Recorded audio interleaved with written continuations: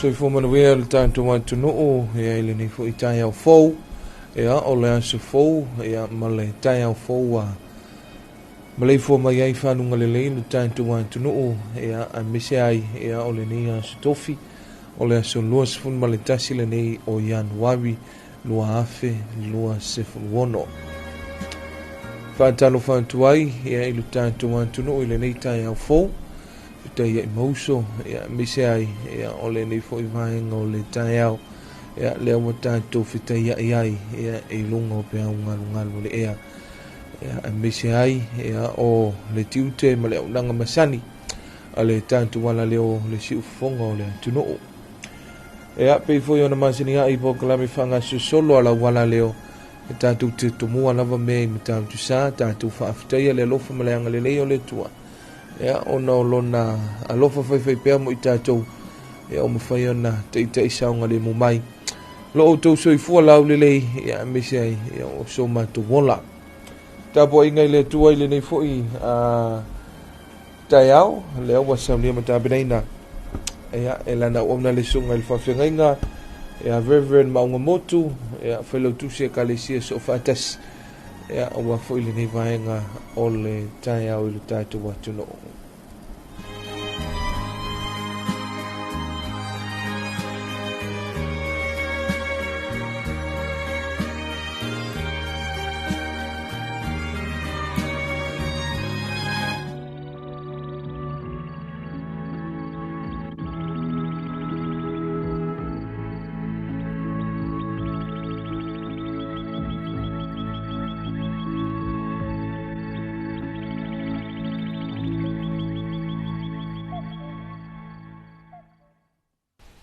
Samoa o mai tātou i foi le tū e rono vīna. Tātou te taro. Mātou i foi uruma le tū aro mātou tamā. Pangara varo mātou le me whaia o se mea pe au noa ma le whaatonunga ma le whaasinonga le nganga pai. Whaatasi mai le tū e te whaama ite i o mātou roto. Mana tūna tunga le lei. Au wāre whaasiri siri ina o lo vīna. O Yesu Keriso wara ila mātou te taro. Amen. Tātou pese wa. Saunio. O au na o na moe o filemu. O la mo la moi. Na matau sia e Yesu. Mani e lau alo. Falele o o maua lo umano si uta e ala nei o na utauranga taulanga whawhetai lo tino lo uamanga utu i na tuai ia whai aia na pule ma e whatonu mai i mea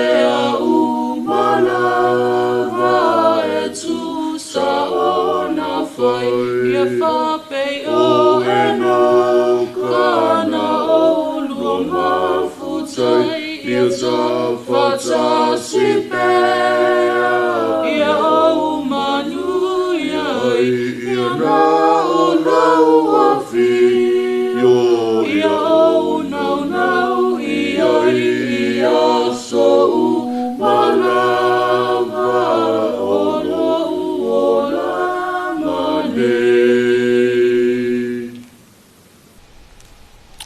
o tātou tusi whai tau mone nei aso. O lo mawore tusi o mātai o mta upo e whito. O te whai tau ina, ne nai whai upo.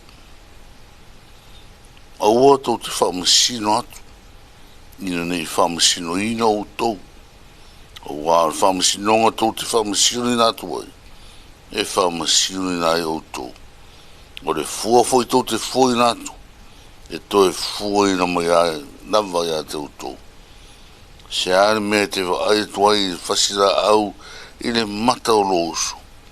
Ai te rei loa e oe le utu poto i lona wa mata.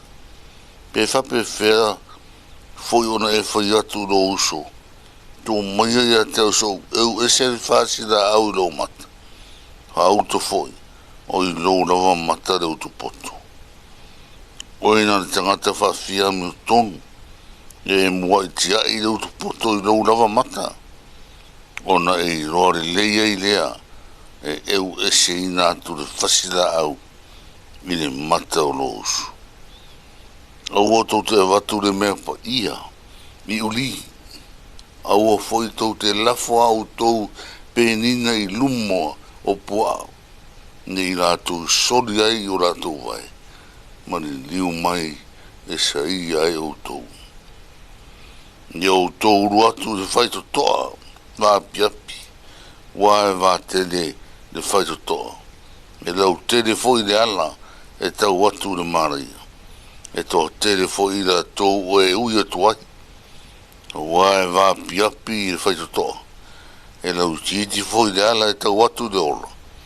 E toi titi foi la tau o e maua. Mamu i mere ngango le tua na whiunga whaitau ina o le nei aso. Ia tu mau pero no sua wharvi inga e whawa waurawa. Ameni. O le au tu o le nei aso. O lo whapea mai. O isi whatonunga. O le ala I le tua ma le ola. O isi whatonunga. O le ala I le tua ma le ola. O lo anga I pea o onga I sukewisu. Ai misi lava mai tu tonu lana raunga umiri nei. Ni ia o onga I matua siri o na taua. Ma matua anoa I le anga I lumo le au so I rato fui sa I ringa. Ai misi o I rato o mea whainga ruenga. O tō fie le ri whaoro. Nā tau te ngāro rue whatasi. E a watu le tara le rei so se turi manu o Samoa. Peo na iei ni whato nunga e o atu e papa tiso ina. Ta ngata e whai maso o Yesu ke visu. O nisi rā nei o ao onga Yesu. O lo tā mau aile nā lofa rau tene. No nā lofa wha maoni. O na mana tuna tunga. Ia aua nei toi lalo le au so. Ia rātou whinaunga ma le whini ma le tia apolo. Aua e wheiroa I rawa ma le tia apolo I le ala ma na whaososonga. A ia wheiroa I ane ma le whini ma le tia apolo. Aua lava tā oso I rātou. Ia o onga e peone tātou whaitau I nei. I le mta upure nei fitu. O le whamasinonga. O le whamasinonga e whairawa I le tua. Nea no foi leo le fitalai o Yesu. Aua ni o tō whamasino I nāt. Rono winga. O le mea Yesu ke visorena. E le whaie se so. Na e whanongo longo. I le whamasinonga mi o tonu. A le atua. Aua e le aise tangata e le se. E se wanawa tangata. Aia, tu I nātu le loto o tangata I le tua. Ina ia ngā lue mai pēle tua ma fisosoani. Ia te ia I so se teimi ngā lue ai. Ola na lui ni nā o whaatino nei le au so. Pēna iei whai upo e whāna nā e tā ua tene. Pē wha pē whea foi. Ona e whai atu lo uso. Tu maia. So eu e se whasira au lo mata. Tā auto foi. Oi lou lava mata. Leu tu poto. Ia o lea o ongara nā ke riso. I li tangata e fia whamasino atu. O wā ua I loa Yesu. E lea I se tangata e lea se se. Ia alu mo le whamau lalo. Ia alu mo le loto e whamoe moe a ke riso. Na te au mai e le whamasino ngā mi o tonu. Ia ngā lue pēa mo le loto whamau. Ngā lue mo le loto mau lalo. Ma ta tālo I le unua. O le isi fo hiru I ngā o tu ina Yesu Keriso. Ni lumo le au so. O le whaito toa e wā tele. Ma le whaito toa e wā piapi. O nā whaito toa e lua. O tu ina I lumo le au so. E pe o se whamasinonga na mo I nā tō. E whamasino I nai. Lo rātou ora uru whale. Po whea le whaito toa. E fia uru whale ai le au so. rono winga o le whai to toa vātele e matua tumu I tangata e sa o loto ro rato fia fia sa o loto ro rato loto e whai e mea so e whina ngano I tangata ia a o le whai to toa e vāpia wāwa noa mo tangata e whaanango lango I ke riso nā tau te whaia rato sa I ringa nā tau te whaatonu tonuina o rato o langa o le whai to toa na e uina vāpiapi mo tangata ai matua va tele au wa lo I ke riso na te tatala ina mo le tangata e whaanango lango mo le mautinoa I le li whaora no lato taitai o le winga fore nā au tūre ni asu o isi whatonunga na ma o ala tonu na I le atua ma ala I le ola pe o na so swani ai le au so I e su ke riso I rona au so ina I e whaalongo ma te o loto I le whatu ma whaao ngā ina amen tātou te tāro Jesu ke riso e no mātou whatonu siri I le ngata o mātou wala a o mātou wa mio o mātou loto ia pūlea e lau o fio le tua no mātou tama. E ala fui lea le tua e no mātou whaitau ia o fio ngaro loto e peona iai tusi whaitau le ni asu. Aua ni o mātou whamasino atu. Aua au ke risho o le whamasino ami o tonu. Na te whaia I unga o whamasinonga uma. Ai a mātou o mo le whaarolongo. Mātou o mo le usu stai. Ia whapena fona mātou mawhau whau I o mātou teimi muri muri. O le whai to toa e vātele. O le whai to toa na nā ua sapi ere tangata. Whai to toa e fia ere tangata e fia uru whare ai. Oa e whai e rono sa o roto whare tangata. Rotonga whare tangata. A o le whai to toa na vai a ke riso. E vāiti a wā o lo ia ke riso. Le ki mara te tara I lea whai to toa. I le ala ma le upu moni ma le ora. O le whai to toa I le ala I le tuara ta mā. Sao whanga o mātua I rātou uma. O lea fwoi no mātua o lenga. I e sāwa vari Samoa. E tusa o whatonunga uma. Wa au mai e lo mātua ri whaora. I ana o onga e maise o le nei la uma ta ua. Wa tōina mai e ta iarai. E ama tanga o la mātou whainga maranga o le ni tausanga. Ia mātou o mo le whai tete. Mātou o mo le wharolongo. Ia mātou o mo le usu stai. Aua lavani o mātou whamasino atu. Ia mātou tuu me uma I kiriso manu manu. O ia lava o le whamasino ngā mi tōnu. Ia whapena ona ta ialai. Whainga malanga sa moa I so se taimi. E maisi tonu nu, tonu ai, le kare sia. Ia whapena ona whamanuia, la o fio. Aro whangia na mātou whainga maro, I o mātou teitai. Ia teitai tama pēr la o fio no mātou atua, whatuntun wholau la o fio I ala uma. Maisi o lātou fuafuanga ma whai unga whai.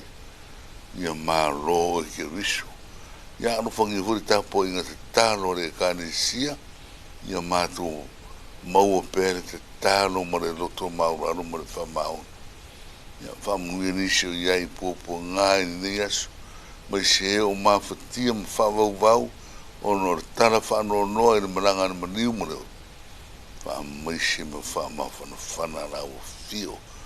Tāro fwoi mo le nei ofisa e ala tuai lau tara le lei so si tui mau. Ia iai le manui o la o fio ia I nātou uma. Mā nātou ngāruan. Whamā ngāro mai si o mātou a tunusa. Ne kirisoe. Au e te tuuna I mātou e whano I whiti. Ia mā ngāro I mātou I roa whatunoa. Ia o mātou tāro ia. E rawa le sua whai e sure ri moro mātou whaon. Tu mau o mātou lunga manawa manu io ere tuar ta mā. Ne alo mananga ngasa. Ne I whawa vau lau. Amen. Amen.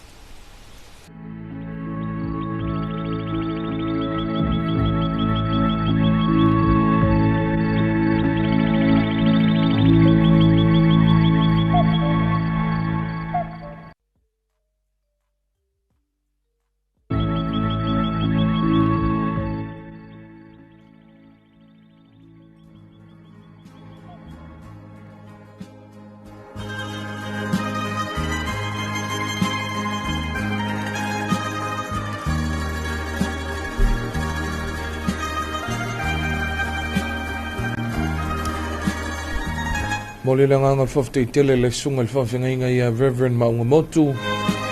Whaila tu se kale si so fantasi. Ea mo le tātou taulanga osi ma le tātou tāpo inga i le tua i le nei fo i vaenga o le tai au. Ea le awa whape naona mo mole lapa lapa o malo. Ia e whaafutai a le anga le leo le tua. Ma tātou tu ito i whaitu tu o le langi o nau tiu te mawhaiwa le awhianga i eilu tātou atunu. Ea i le nei fo i sutofi. Ia i tiu te whai mawhaiwa le awhianga i eilu tātou atunu. Vi inga o le tua. A wale taulunga ina o le tātou tāpo inga i le tua. Ia mole ni fo i. Vaenga o le tai au tau tua mele unanga. Ala wala le o le tu ipi.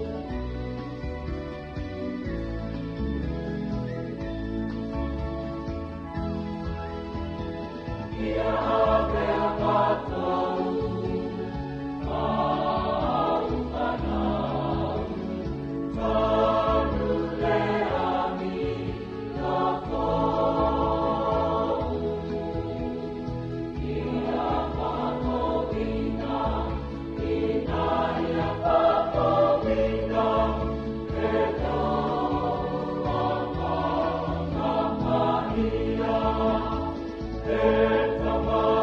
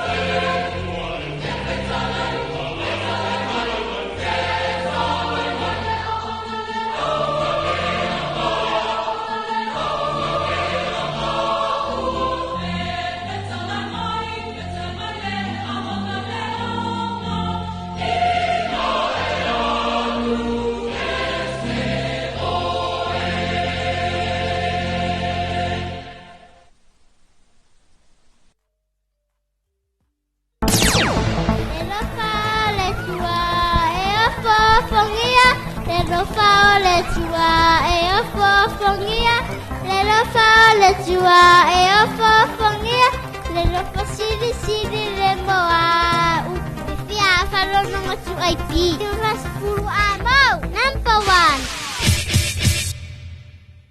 Ami harus kamu wa utus tara malota pi Talofa Samoa mana tuole tato polo kalami mare Samoa chao tayao astronai tatas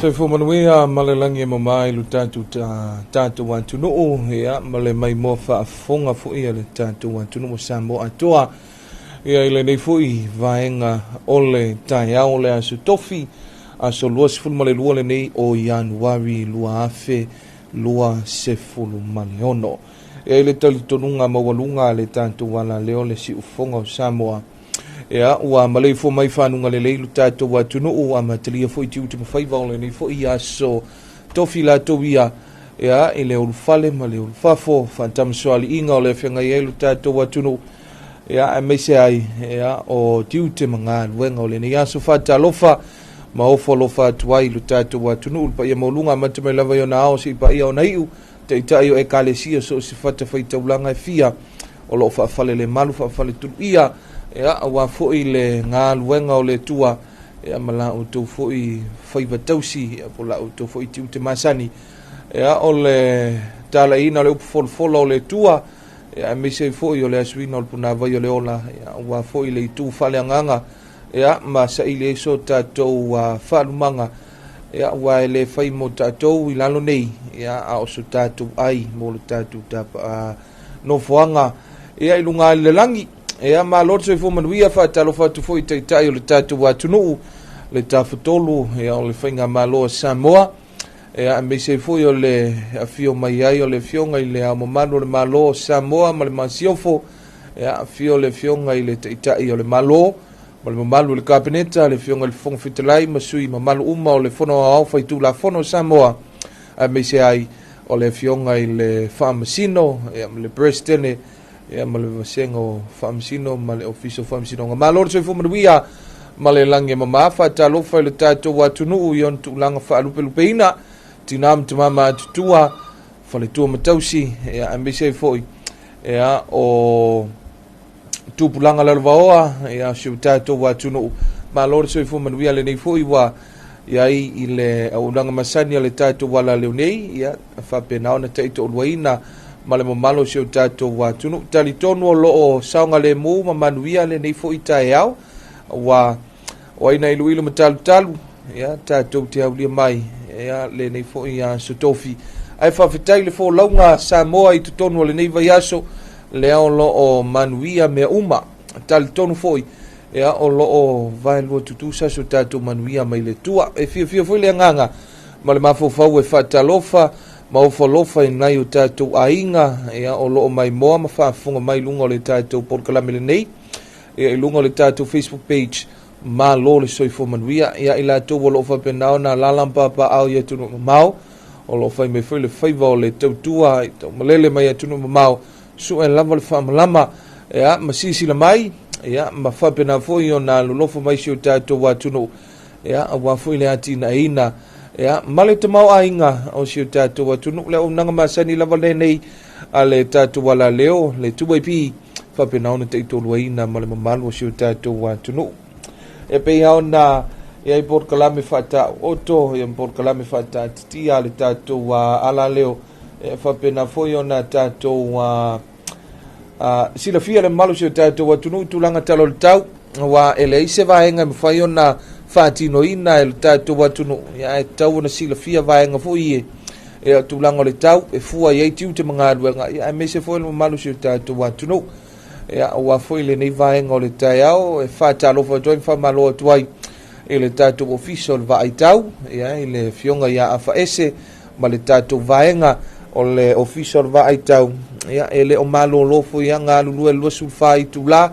fitu aso le vai aso e whapena ona ngā lulua puna wai tu langa fui o le matai tu wina o tu langa le tau awa e ui aina whai mai o lo o tātou iai pe tu langa winga o lo wao le tau ia ai ei lava teimi e peye tō whātau ta wai ia ui ei fui matu langa langona matu ainga langona fui e pe o le atu tu vale ma le popole ia ai pe tai ia o le lava e tuina mai pe tātou talo le tau ma tātou ripoti o le official vai tau ia e le ofa pena lava o na iei se tu langa fui lele o le fea ai e se matangi a wha Samoa tu langa fa pena au te tali tonu ia o le vaenga tonu na e tau na sila fia le tātou atunu mai usi mele whafunganga le atunu i tātou talo le tau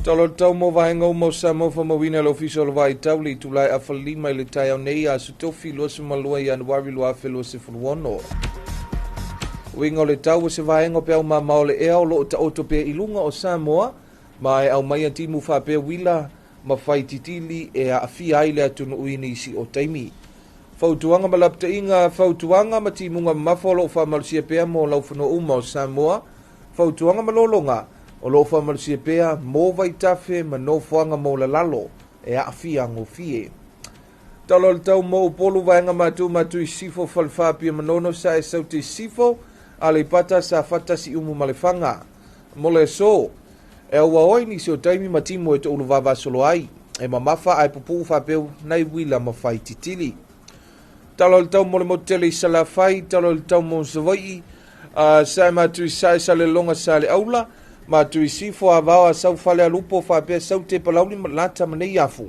mole so e awa oi ni se o temi matimo e to ulu vava solo ai e mamafa ai pupu fa pe wila mafai titili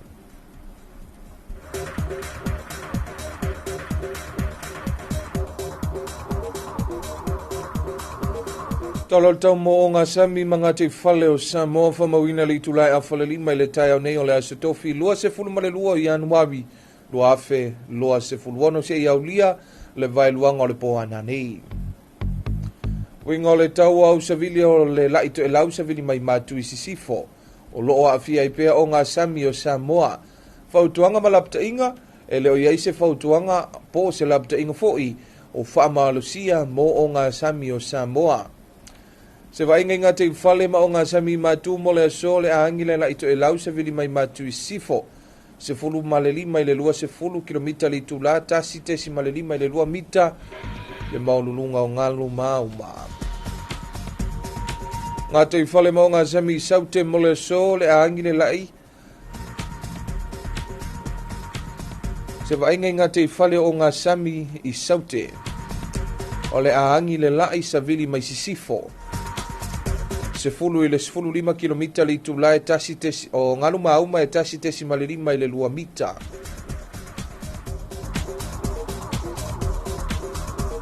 Tulanga tala o le tai mo le antunu o le temile nei o le ope ele le tai. Ia le fuafuanga o le afatono le tula iwa i le tai au le so le aso tutu i le tai. O na toi pe ele leo le tai le toi lua sefun ma le tolu minuta li tula e fai le afiafi. Toi sua tu i leo le tai le toi se funu ma le 5 minute i le itulai se funu i le poana nei.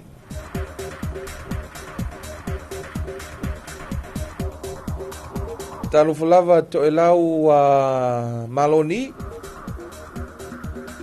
o le tala nei o le tau mo le tato watu to e lau. Talo le tau mo le atu to e lau saunia e le ofisa o le va tau le itulai ono i le tai au nei. So tofi luas fun male lua Januari lua fe lua seful wono. La pata inga mo savili maalolosi ua whaamarusia nei i lunga o onga sami o le atuto e lau. Winga o le tau, o se vaengo pe au mamao le ea, whaatasia iao matimu o loo afia i pea le atu to e lau. Vainga i le tau mo to e lau se iau lia le vailuanga o le poa na nei.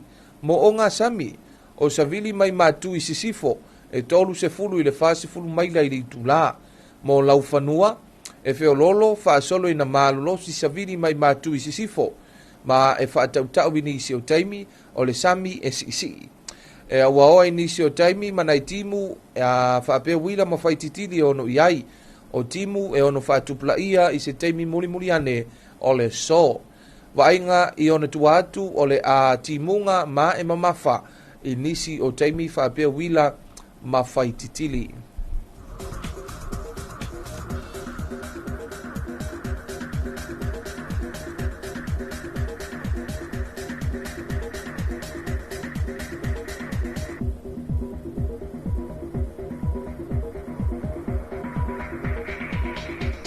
Greetings and Talofa Samoa, and warm welcome and a lovely good morning to our listeners from Samoa and abroad. Here's an update of your weather forecast for Samoa. Morning district forecast for Samoa issued by Samoa Meteorological Services at 5:30 a.m. Thursday, 22nd January 2026. Situation: a trough of low pressure remains within the vicinity of Samoa. Associated showers and a few thunderstorms affecting the group at times. Advisory and warning: heavy rain advisory remains in force for all land areas of Samoa. Flood advisory remains in force for all major rivers and low-lying vulnerable areas. An update for Upolu. For today: north-northwest Falfa Apia Manono, east-southeast Alipata sa Fatasi Umu and Lefanga for today. Cloudy periods with isolated showers, brief heavy downpours and thunderstorms. For Savai east, northeast, Salelonga, Saleaula, northwest, Avawa, South Falealupo, South Palauli, Lata, and Neiafo. For today, cloudy periods with isolated showers, brief heavy downpours and thunderstorms.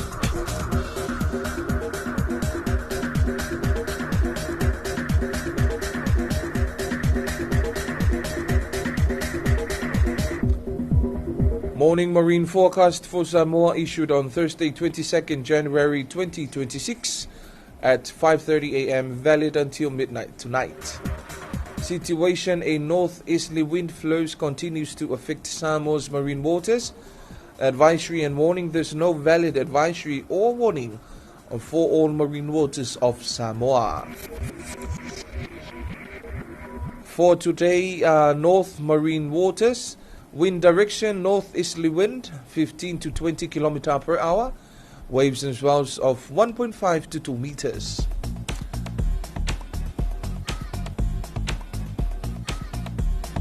Southern marine waters, wind direction westerly wind 10 to 15 km per hour. Waves and swells of 1.5 to 2 meters. Today's tide times for Apia, Thursday, 22nd January 2026. Low tide was 31 minutes past 3 in the morning. High tide will be 9:30 today morning. Low tide 23 more minutes to 4 p.m. and high tide will be 15 more minutes to 10 evening time.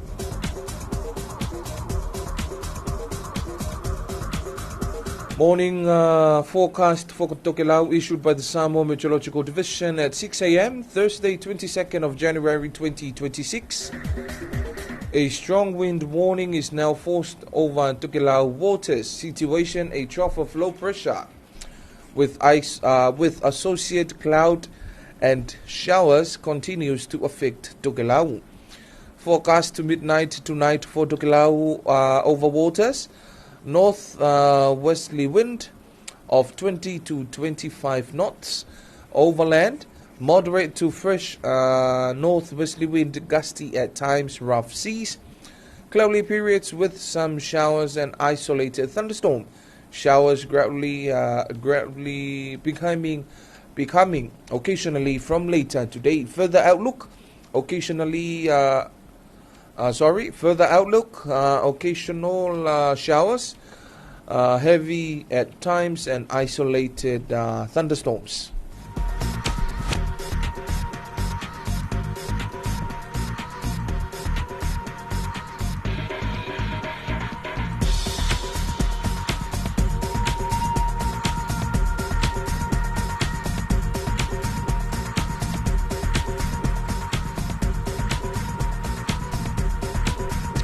Talo tau mo le tātou watunu i le nei fui vaenga o le tai au pe o na whaafonga mai ai, pe o na tuina mai, e le tātou ofisa o le vai tau, a wafoi tu te mga luenga o le awhianga i ailu tātou watunu i le ulufale ma le ulufafo, e mese fo i whaatamsuali inga o le awhianga i ailu tātou watunu o. O whaatalofa masani lava ia i le nei vaenga o le tai au lo whapenao na tuina tupea wa foi le whaafonga ma le mai mo mai siu tātou watunu. Talitonu o le nei foi a sotofi.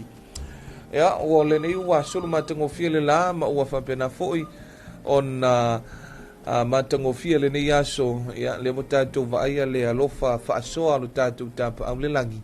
I tūlanga foi pe ona iai le nei foi tai au le asotofi la tau ia e fifie whamalom whatalofa tunisio tātou pa anga. Pe fo yona yail te mai a mo maloma le tātou ai ngai nei whale a siu. A misele moteli se la whai pa anga masani.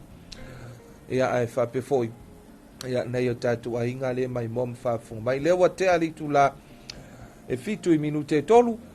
Tel tonu whafunga le tātou atunu o I tātou talafou. Mai le liti o whavo. Mai le tātou vaenga o talafou. Mo le ni foi vaenga o le tai ao.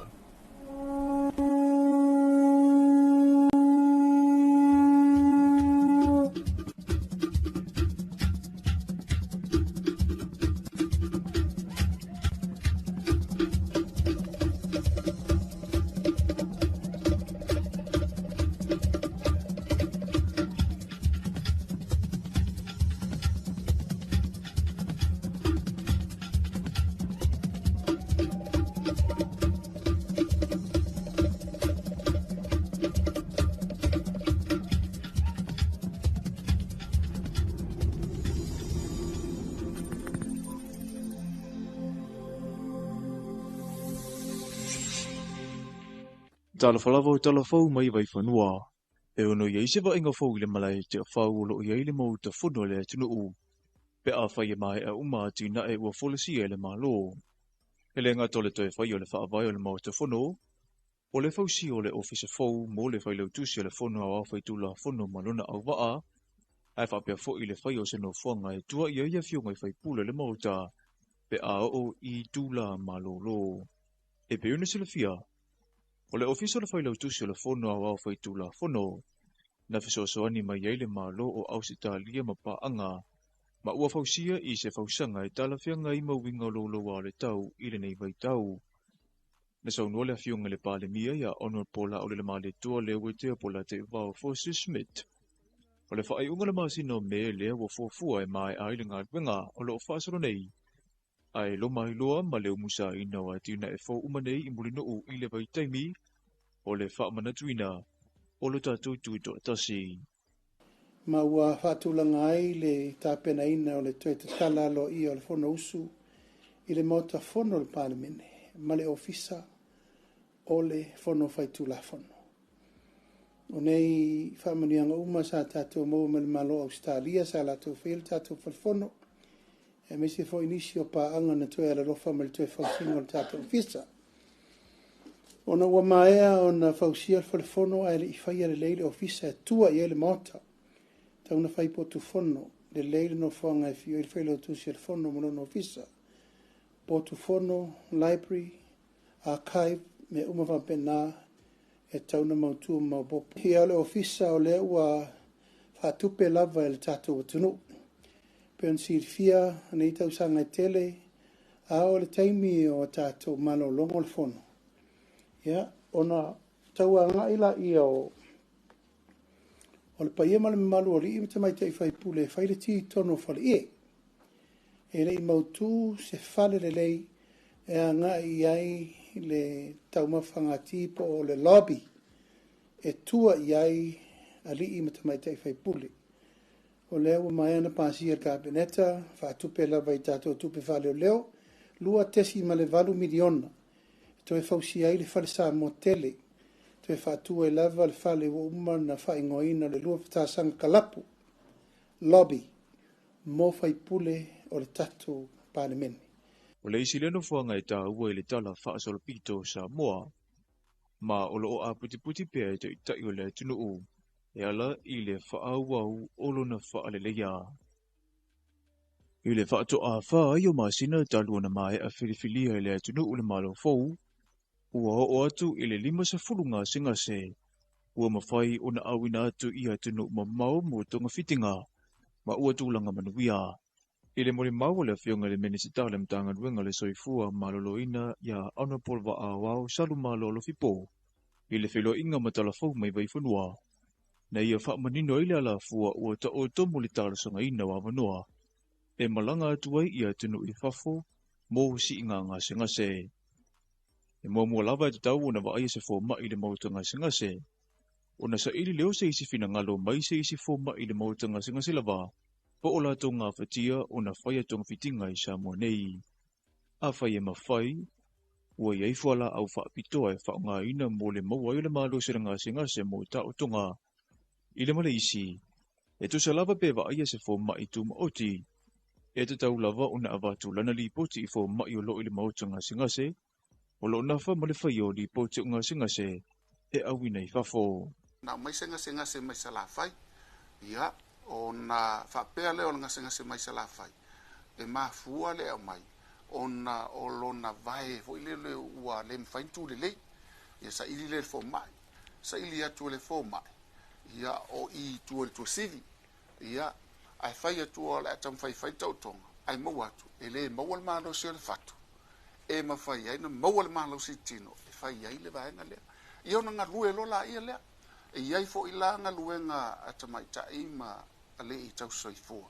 Ia na vatu lo le fai, ia ai vatu fo i toi tiutilo tatu whaata le ta o CD scan, e tu ngā tele, o lono winga la, e le ngā whatau lima ina la tōna fai, o le ala me fai lo la lipoti, ave ia i la tō i ili fo ma i tō avalu, sila tu tō o ma la tō, o se ngase te tauntonga fitifafu, o le mea lai fai la tō, so ta i loa i tātou coordinators, e ia tātou coordinators i New Zealand, ave ia li poti ia whaata ia mtususinga uma fo mai, va ai te ise fo mai o ia ina e mawhaina whaile tau tonga lea, ia tali mai, le maua, ia a mai le tau, ia ave lesi i tātou coordinator la intia, e tolu la tātou whale mai la intia, ia ngā lue mai la tau, a mai fo, ia o la fo maua, la mawhaina whai, la fo maua mai matau, ia o malo fili la tau, longo le ainga, ona e maila e committee le pepa, e mai le minsta, tiu fo le minsta ia, e ia fo le no e tal no, le minsta ma le ainga. O le nau ta inga o le malo ina ia ngā waa umana i o tātou tangata i awano nei. Vat fo le tkapeneta tiu lo iai, ia whapea mai fo i leo tai fono, ia pepa le na moli mai ele minsta o soifu maloloina, ua mae anga luenga na filia ele au onanga ale tātou team whapitoa lea, i mai le whalmai mtotua, ia mao leo o tātou fo il minsta, o le vaenga le tau nawe. E peita iane e iei fo i mafua anga tala fia ngai, e le mawhai iei o na malanga singa se, mo tonga fitinga i whafo. A watu lai tonu le kapeneta, ai tilo atu kapeneta, mai lau mana ia mea uma, o le ai pei o tangata lea, se o lai whenga luanga i tutuila tangata lea, e le tongi sanga taxi nei Samoa. Te ilo mato, te le ilo le mea, a lai lo mai sisi va peo tangata o nuu, a lai whenga luanga i tutuila, e le whenga luanga va atasi nei Samoa, o le ala so silo, e tauna ave pe le tauna ave. E inga se ngase o te ilo nanto sila i lunga o penga te whailangi, na nau mai na ia inga e ave. E inga se ngase siaki ako tato fōmai, la vatu pesi in whate ta inga, la vea mai se la vai. Pito le la vea. Uma poe ata whai e fōmai, saumanis fōmai, e wha fōmai na iai no iai tonu i le ICU, ave li poti, e le Italia New Zealand ai ave India le Italia le ngata i tātou a specialist our specialist for New Zealand ma specialist i India ai ma sisi fa Italia ona tango fiel mai ai sea le upule sa uno tunga pe ave pele e maliwa i sisila la na ta anga umaloa ia le wa ulato matmata lipo ti upune fo mai la ofionga le minsta e fai o le faina e left benga sengase ai a fai fo esau na vatu maliu yo sa o le ta o mai aso maliu sta mai tai O le soifua malolo ina o tangata lau tele, o le fatu leo le wha mua a so o se tunu u, ma ua sau noa le fionga ia wa a wawe wha pena fo ile mana onga ka peneta, ai mai se mtanga ruinga, o le soifua malolo ina isa monei. Hele na malila ina le tausanga watuna ia tu male to tele ila tona moli mau la tu tau a inga ilunga upenga te whailagi. E singa se na masalomia wa afiai, ai tonu wa timo tanga singa se ma whaia su inga wha apitoa. Ma wai wa afia ile ka nesa. O le ka nesa o singa se e le lungu maalie i fafungo so sitasi, le ta watu wa afiai, a wa e tasi lava le taula ingo ma fofunga ua na o le oti. Ai peitai o le mautau ave lava ia ale mtanga ringo le soifua ma lolo ina wha apea le so yetu le ka nesa. E maua le fisosani pe a vave o nei loa aunga, ma whaia siaki. I le mori maua le fionga le menisita le mtanga ruenga le soifua ma lolo ina ia honorable wa a wao salu ma lolo fipo. Na ia ta ua ile wha a wau pea le mta whaia i tausi ale mamalu a fo mai. Ina ia mautinoa e te atu sa mua i so se tu a inga ka nesa. Sa umisa matou fa so mai la tou na o lo tau whainga i le ka nesa mai le tasini fa la tongo lo la tou ngā lue ai. Ia sa matou fa le fo i male kulupu ma matou atu ta tala fa pitoa le la tou fo i ngā luenga lo fai. O le tele i o fo mai sa mo lo nau i manuia tatanga tai mai le ka nesa i toi fo i mai manos o ananathi. No wai nisi to lua e fai la tou ka nesa i intia. Ia o le tala fifia le na mai na matou whiloa ai lulu lima ia manga i tulo la tou ia nafi. Ia o lo iai fo inisi intia teimi nei il fa mai ale o kanesa. La o matanom fo mai la ua fa la ua nga ia la tou fo mai. I le teimi leo le au malolo ia tato. Matou te le malolo mo fo mai. I le tau ave ino i la tou tau na ave a. Mo le siaki ina i, mo le mfainto siaki walau malo, au le nai la tou ia na siaki ma mai tau no, le ma tou ngā lulue matou ai ele, il teimo na malolong, ina ia ave nai tangata ia lana, na hau wala tou intia, New Zealand, e sosuani ia nai tatou fo ma. I se tasi na afia se pele ia te ia i lei tu a inga unga sengase. Na wha asoa le fionga ia wa a wau le whainga tau tau unga. O le ka nesa pe a o i o unga tu ngā. O lo tinana maliu le ono tasir ka nesa. Matano ka nesa o tel mona tina. Maliu le tinana le ono tasir tau sang. Ai le o tupu ia mato. So o lo no wingo le mea ai ai tangat. Mafuanga foi na so stai mea o mai nisi o ka nesa tat puna una so ani ma faili tala. Ona o le tala ngona langono ai.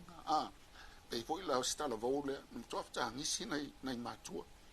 Ya tau mo fai atua au le fai na ave o tele sai lai forma au au le la to te tonunga o masani fo ila to ma o sai li atu e le ma fai lava na ave ona tu langa na lava to maliu ia le na tupua ta u lo le stage 4 to so solo tu lo to to e to a fai na tala te lo tu lo ia le upo to ya te au susu na te mai tai e fai ngo fian tong fiti ia mai si to en kanesa al kanesa la le mo eso solo el mana le na mo ista mai tai le sa o i tala fo mai o le tai mia na o mai ai ta o mai maliwa ina maliwa O lo ngā lulu e whaatasi pēa ma pā anga, ina ia tau ma whai se resitala mo le ka nesa i Samoa. Ai o lo o whaasolo pēa whaalawi loa, ale mtanga luenga ma le sosa ietu le ka nesa i Samoa. Ina ia no fauta, na i o tātou tangata no u. Tala fauna mo le nei vaengo le aso, manuia fuafuanga o whiangai male tunu u.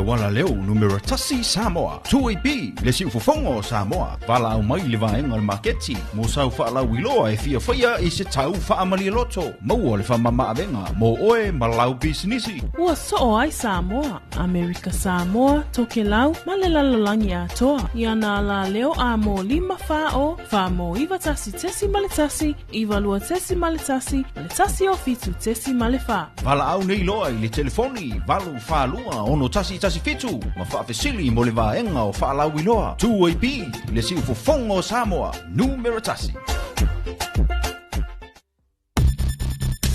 Puipuinga wa fiango le pesi ai o le whaamai o le dengue fever. Ia matua whaatamai e no fuanga uma e tautu ufua mana no fuai namu. Whaamamala pisi mau tauta i ta whaafale. O na ole nei vai tau o timonga. Ua vai ai le tele o vai toa. Pauta avale maisi me whai tino e toa ai le sua vai. Ia matua whaamamala vaianga uma nei. Ina ia tau fi ai le pepesi o le dengue fever i le atunuu.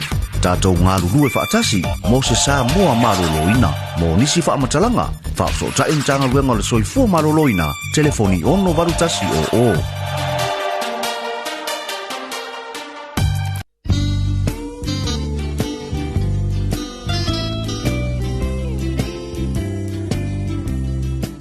Maloto ina, o fea e usu po ye. Si au te alua tupole asi la me ta pisa mai ngā taili whare komiti. Whalongol vai ngā luol polo kikian malo, la foi wako e kumkumu e ngā kai. Mānanga te le ala, awano le leia le si taru sanga iai mo se masini fo ile vidi ai la au. Te lo se whalololo mau i masini yo. Ui papa, ke haru sa o alai vai teli, ili whaloloa mo whatoanga. Te mau i masini le lei, masini anga ta o oi e kuai. Tai te le lava, o te alua tu lai le whare komiti taru sanga iai. Na o ti e lo le i vai tele se i mata i e masini. Fio mai lo i tātou la lai funga lei, mai tele wha peasa le longa mo le motu tele i sa la whai. Pe wala au mai fo i numero telefoni 225 251 wha peasa le longa i le 5 Pe asi fo i lunga o penga ta whailangi i le mātou Facebook page. Samoa Agriculture Store Company Limited. Samoa Agriculture Store, helping you grow.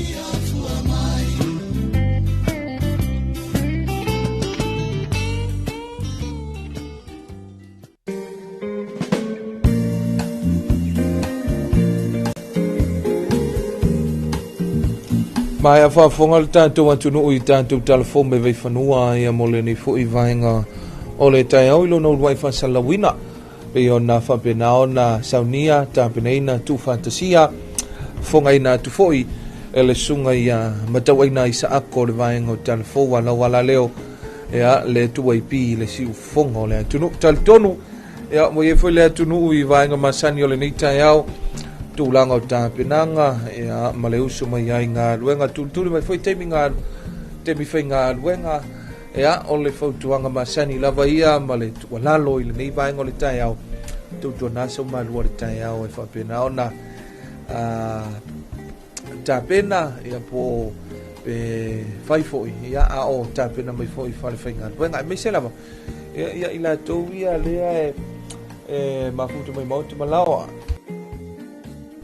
ia whape foi ia i la tau lea inu whala au ia le leile se tau mafutanga o le neita e au ia le inu ina le whala au ia o le fautuanga masani foi lava le nā whape na lamona tāta longo atu i pia pa malom talofa atu i le uso ia mailolonga i nā i whea foi i le motele i se la whai me se foi o le tātou motu tele ea i tupu matamali ea i le tātou motele malore so i fo manuia talutonu o loo manuia le nei fo i aso tofi ma le nei tai au tūlanga masani ma tāpenanga masani a wa fo ea i le usu ai o le totele ia i ngā luenga o le nei vai aso wa tele i nā tuina mai fo i ha i lunga o penga tu whailangi ia me se fo ea o tūlanga o nei alo ma whanau le winga o le whamtalanga le unga o suenga pe o na whianga i e fo i nei alo ma whanau suenga leo le sasala si po le suenga lea e sa ili a vanoa ai ia i le universite mo waiso la tu a vanoa i le universite au Samoa pe fo i au na tala noa tu i fo i la sona nafi ia e mise fo i ia o le tātou polkalame o le longo le tamu fiafi o se tūlanga le o lea wa tele na sila tu fo'i ia mamatau fo'i ia ina ialo mawhanau ia wa maua mai unga suenga ua whaafifia ina le loto ia e ala i tau mawhainga ai whape fo'i ia o nei matua wa pe o le isi le vaenga o le e te talo ia mawhape nao na tuli vai ai ia nei matua i le atua ia whape na ona manuia tau mawhainga na ialo mawhanau ia e foi isi vaenga e fifia le loto ia e foi le isi vaenga foi lele ia e whapenao na pe wa whatamala le winga foi lele o le whamtalanga pe wa whano noa i le ungo le suenga ai mantua a wana i muta i le tau mawhai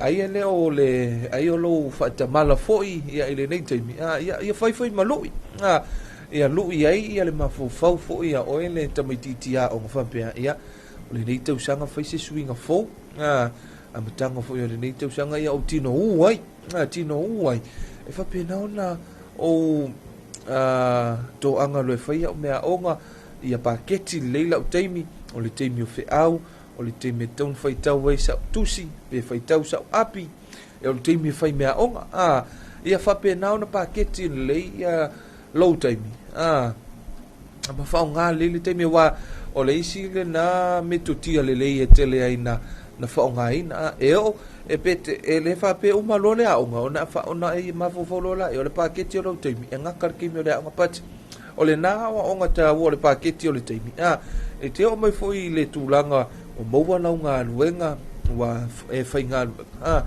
e te o mai foi la ia o le anga masam ni lava le nā o le paketi o le teimi o le aruinga o le tana paketi o le teimi e whapenona e fofo ia umai fo le vai aso ua te lesa unga luenga wa whai umai fo le vai aso ia o laua reach lau kou le na whaataatia mo lau ngā luenga e whapena fo ila le tamititi aunga ia umai fo le vai aso ia ua tofu uma mata upu ia me ma lama ai ia o fo le teimi o suenga ia o fo le teimi whaatino ai ia lau ngā luenga muli o le toe se saa uma o au tapenanga i e lunga lo pepsuenga o laua e malama uma ia i tūlanga uma ia mea foi le whamaloa toi foi le tātumtanga luenga wa onga ia le fionga le minista le fionga ia ai ono ia misi foi o le pulenga ma le whainga luenga le tātumtanga luenga ia o loo whapenao na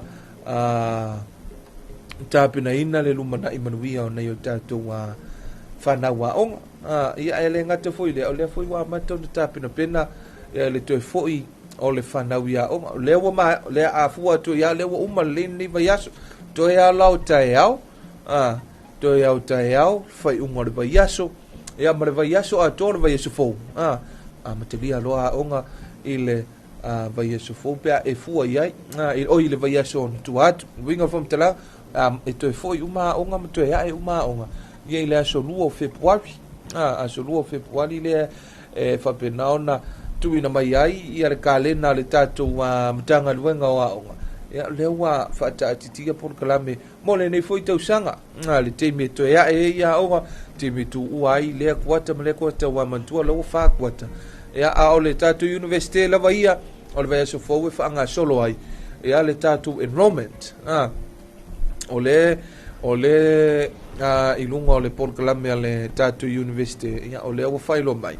Pea le sunga fua so lua so lulu ia mo le tausanga whaavai po i la tau fau ia i fo i pepa mana o mia ona tuina atu i tono le tātou university e whapena ona whaatino i lau restana ia sisila i whalunga o le Facebook page le tātou university ia e whapena ona e malama ai ia o awa e le tauna mana o mia ia i tūlanga o lau o lau resitala ia i tutonu o le tātou universite ia o Samoa e sui o sui foi la le la sanga le la e tilo i foi la waonga o le wa mai ana e sau mai lano ia onga amata so o ia onga tulanga lua le wa uma le kolisi le la wa e o lunga i le tertiary level pe o lunga e o lunga le universite ia wa mata foi la ona e tamatua o le universite la wa ia i le tulanga ia le soifuanga ma le olanga o le tangata e aonga le universite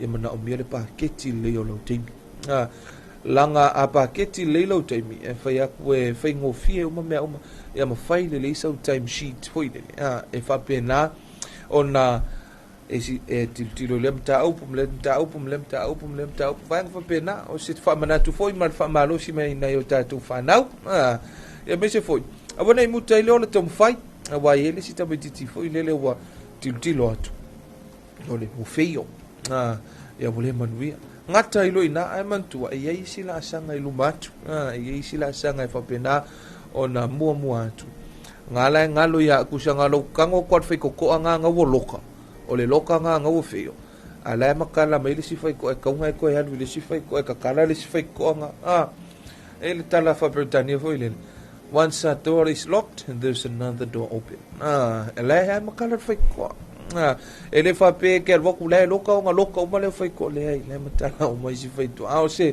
lui foi mal fa malos e mo na yo tatu wala fa na wi fa malo tu foi il pitola aua ama tua la tuia ia ile tulanga foi ia wa foi nei fanau wa so la tu lumana imanu ia fifia fa talofa ia mara ia kopo ia fa be mai 5 day male fola ia mai lo sunga ile tai fo wa matu ai le upo mai le fionga le tua fa manuia le tua ile sunga pasta male ainga ia me se foi ni ia i solofa fa be mai good morning tayo fo manuia el programa fanga solo fanga ia manuia tu mafaiva fanga ia malau sunga to Filipepe ia manuia foi tu mafaiva fanga ia God bless o seta otoli ivaya good morning manuia tu mafaiva le fanga ia le neaso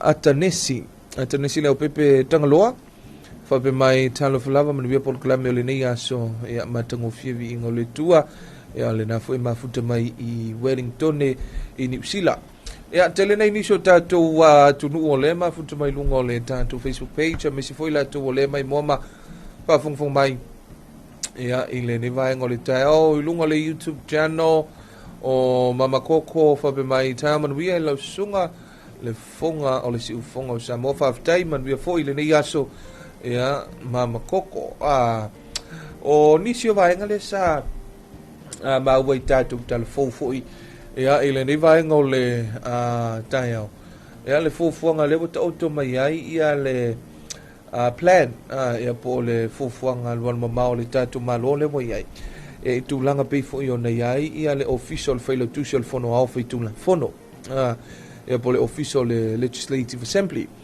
ia mo le silfio le ngaluenga le nei le sa fanga solo mai ia ma o le asu ye foi vainga pe moni ia le atato report your telephone ia le asu ye foi vainga le tato penisula mo nei ia tulanga foi wa fa pena ona fanga solo ai le ngaluenga mantua ngaluenga le nei ia le efiso so ni mai le malo au sitania o le tausanga lua afe lua sfun malfa le na suai nai fa pa ia nai le lau ele le ia au tafatonu la vol motofono Samoa ia i nei molinu le fanga solo ai nga wenga nei o se temile to mamau on mai alea ia umusaina tala lo ia fa pena fo iona fatino ai fo nga wenga le tatu official fono po le official failo tu sel fono e pe o isi na o fa mo tele o lo fa pena na ia ile nei temi a me se ai ia o le tatu maketi funga lei o ia min sorry le maketi samalano o tala no mo tanga te le tatu maketi samalano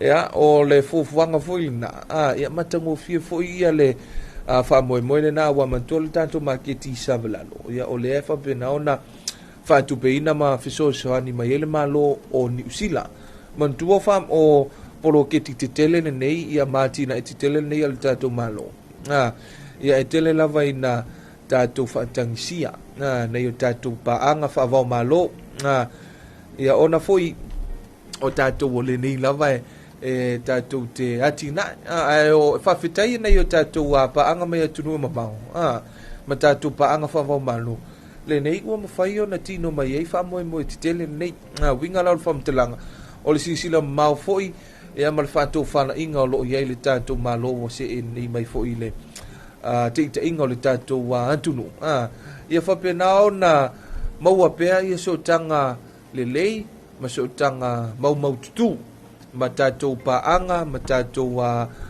whainga malo ia whaavau malo. Ma tātou whainga malo nei.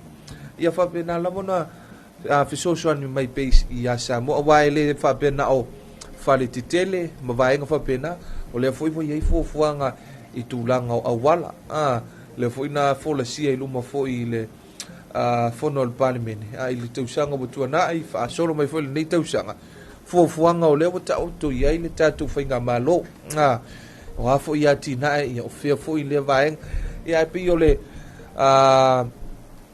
le tūlanga maoti lava ia ma le ati na ele leia lewa talitonu lea whanga solo pe a mai a uma ia tūlanga o vaenga ia whanga solo timide o le tātou poloketi o le miliona mana tua le vaenga le nao lea wa tātou sila fui ia o ese fui ia le ati na ina o siu tātou wantunu ai meise lava ia iu te le vau tu lou whafunga le tunu ia ai meise o le sami po ngati fale a wa pe o vaenga ni le tātou te tua iai ia a fua iai le tātou polkalame le nei o le report o le market ia lena amatalia le asona nafi tele ma le anoanoa i o fua fa eleanga o le mea mata ai mese foi o fuala au aina fuala au taumawhamata fuala au faisua vaenga whapena ia ono lea o le manuia nei o le tātou poloketi o le market poloketi o le miniona lea ua mawhai o na whaasafua atuitua whapena o nā tina e mai nei o tātou ahinga o nuu a meso i tū malo ia whapena o na whatawina maketi atui whafawa o le isi nā sila mao le tātou malo ia whapena o na le agriculture ma le fishing ia o na whapena leo na a ngai atui whafo maketi atui whafo ma wai whaila ia o le tupe mo tātou ai o le vaenga le nā ia tātou te talope muna i o tātou teitai e le whai ngofie foi la tau foi pito la au ia wa ai tilo le nei ia ma mafu faun ia ta ita la valena wa o a fa pe a ve se simple mia o Samoa atu we go foi le fam talanga ma kwa ke le o le mo to ite le o le vaenga e fa pe na o tilo ia ia o le ati na o le soifu ma loina o le tamao ainga o le sivaenga fui e tilo iai ia o le o wina o nei o tātou tangata wiga whamtalanga o alo mawhanau ia mai se e tofu ale aso o aso uma tausanga uma masina uma ia ila mawhawhitau e le whape a velo mataita i tulou ia teita i o le tātou wantunu a le winga o whamtalanga whawhitai le tua o le mou le manosi ia ma tātou te talo pe le tātou whainga malo ia mana i o tātou te itai ia moa pe le malo se whapena o na ngā lulu e fwoi wa fwoi te inga o le tātou watunu wha malo atuai ia i le nei fwoi vaenga o le tausanga wa le wa amatalia le tausanga ia ai wa tātou wa aia ia tūlanga fwoi pe fwoi o nei ai ai wha malo le tātou watunu talitonu o le nei fwoi tai au wa tele ai na usu le to tele ma futa mai foi lungo le awala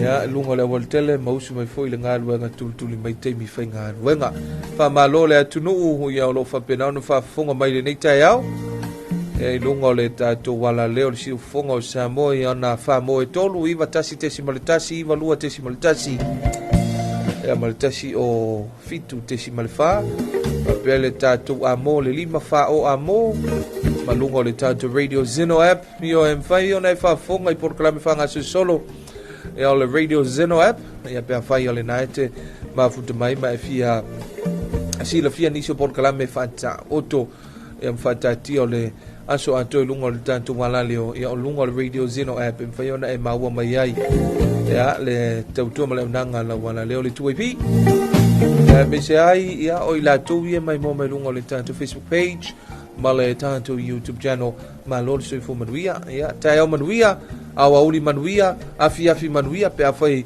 ia ofese mea lo e mafuta mai ai ia ile nei fo ila nulangi ma lo lava le ngā lulu e ma lo fo ili tau matai le woto e luas fulu ma le tonu luas fulu ma le tonu minuti on tale o li tu lai ma tua tale valu pa fonga le tātou watunu ili toi fasalawina wa tātou talfu pe afai ia e tele i maua a tātou talafou ia i le tūlai fitu a e sino whawhiwhianga e vai foi o le tātou porkalame le nei vaenga le tai au ma le tātou whaasoa ia i le whawhiwhianga le nei mai le au whaipese a le rosa a le whato le taulanga po le RSA band ma le whawhiwhianga le whai tūlangi.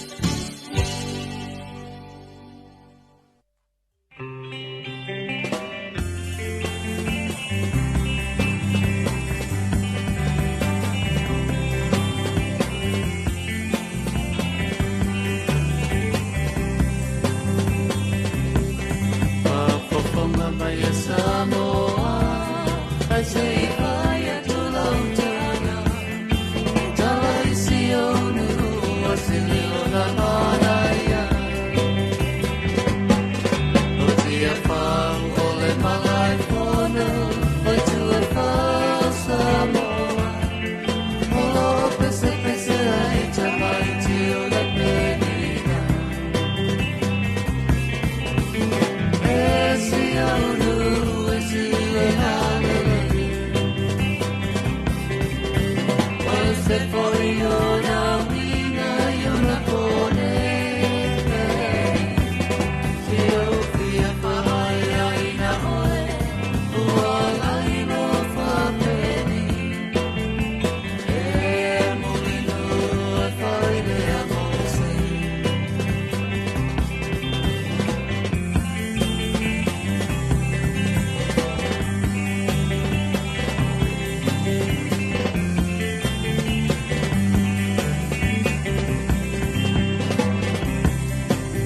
Savali and le awala dai bai le yosa le ofisale no famasino ma fanua masua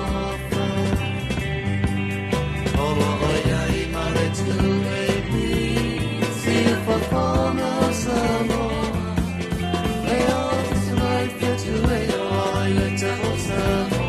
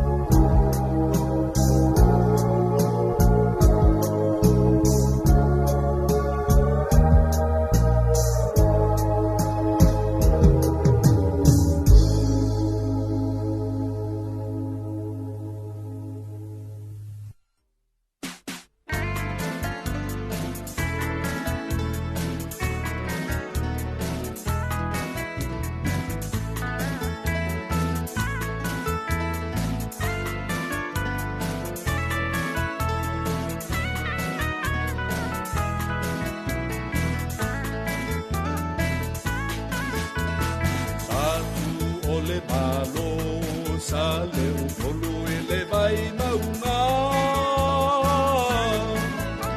na fae ai papa ya sali manu oli diva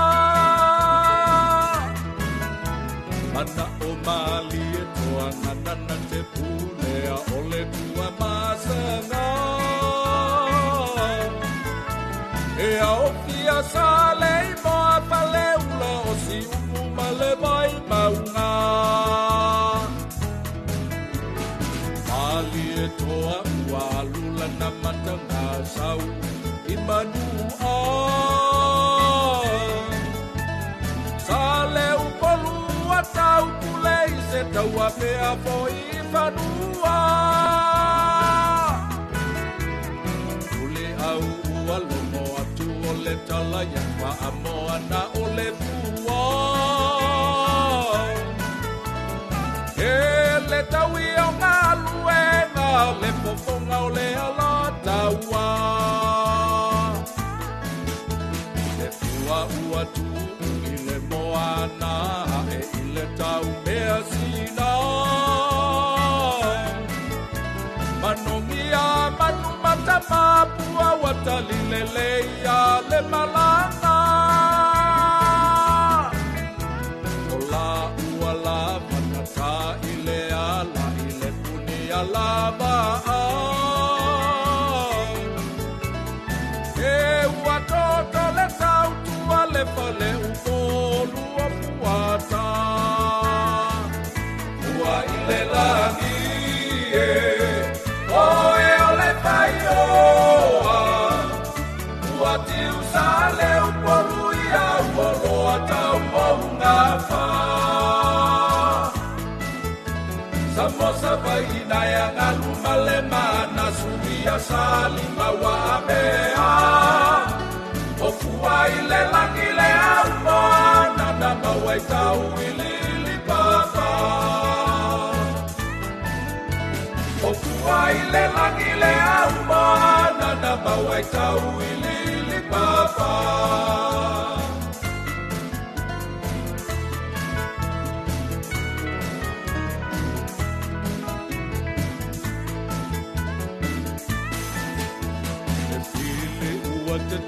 au mi mata pangatele le soliata sale upolu ape o manufa boia yo pana sali mamanu oni mi vasae e suna le maota le talaua mu papai ngalangala tiliola isapata awelo tau avea isavai ai tuai ile lao pangali uale no poai vai ngale mai tu sunga bona ini taua faatulo uluna olangi solo mamanua se ta asao amanu mau peto e apua io se taiao e tua tanga sau mai sa fata ua isunga ile papa ua maua ile iolo sua papua ile langia au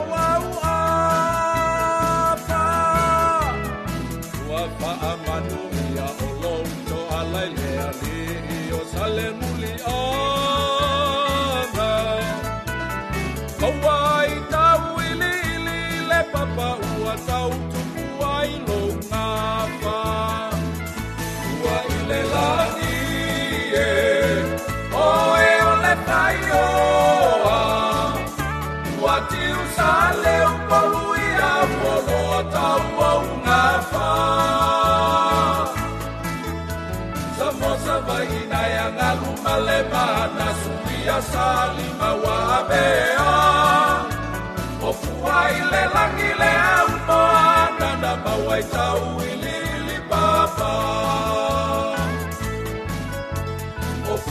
i le langi le au moana na mawai kau i li papa.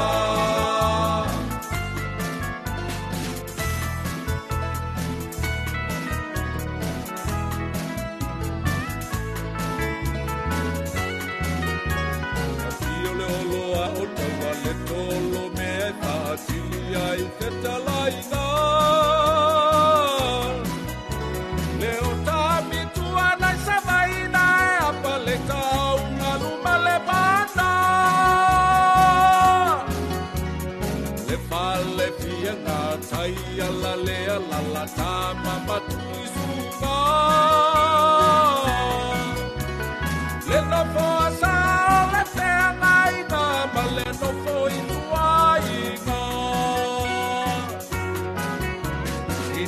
mapunia lava ale malai o le pavau ma mea sina na pua mai ai o le amaua lo pisai Samoa male a pina mua i whaavelai a tātou tau mawha le motu motu tosa i le ana mai e titi a talanga. Ua i le langi e oe o le whai oa. Ua tiu sa le upolu i au o loa tau au ngā wha. Samosa vai nai a ngaru male mata sui a sali maua mea. O fuai le langi le au moana na mawai kau i li papa. O fuai le langi le au moana na mawai kau i li papa.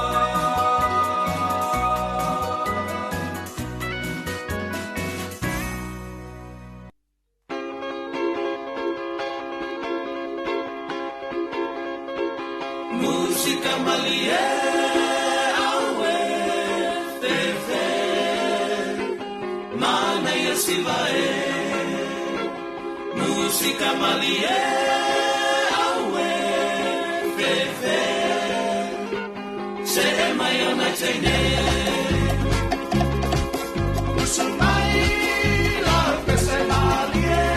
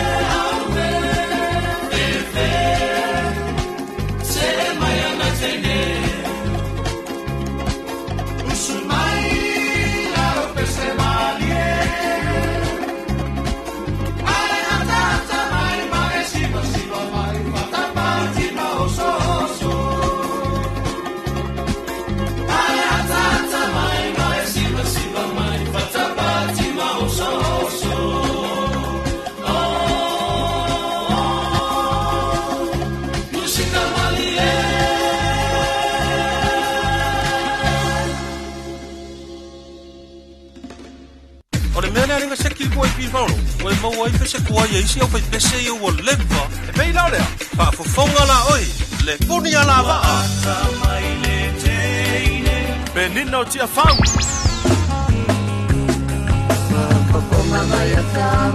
Ai pa fefea fale fatu e nari.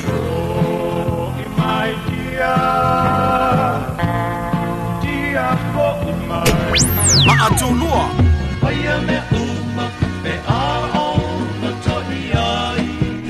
Siaki la bana.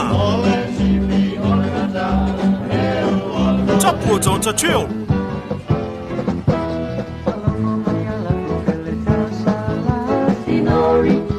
Le 2AP male, fai aso serenaders.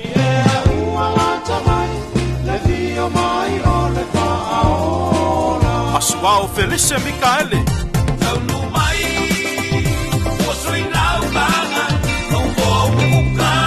Le matangi mai se sae. Le fui fantasio mali.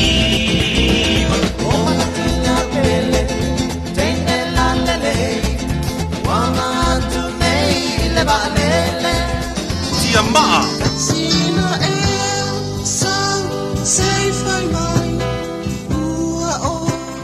Heavy tama.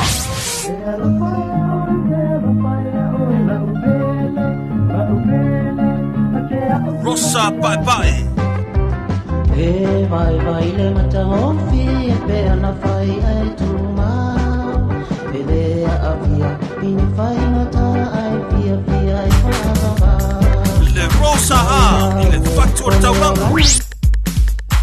Fatima pole au mai moa. Male tele o nisio au fai pese ua le masino I lunga o si fofongo le aturu le 2AP.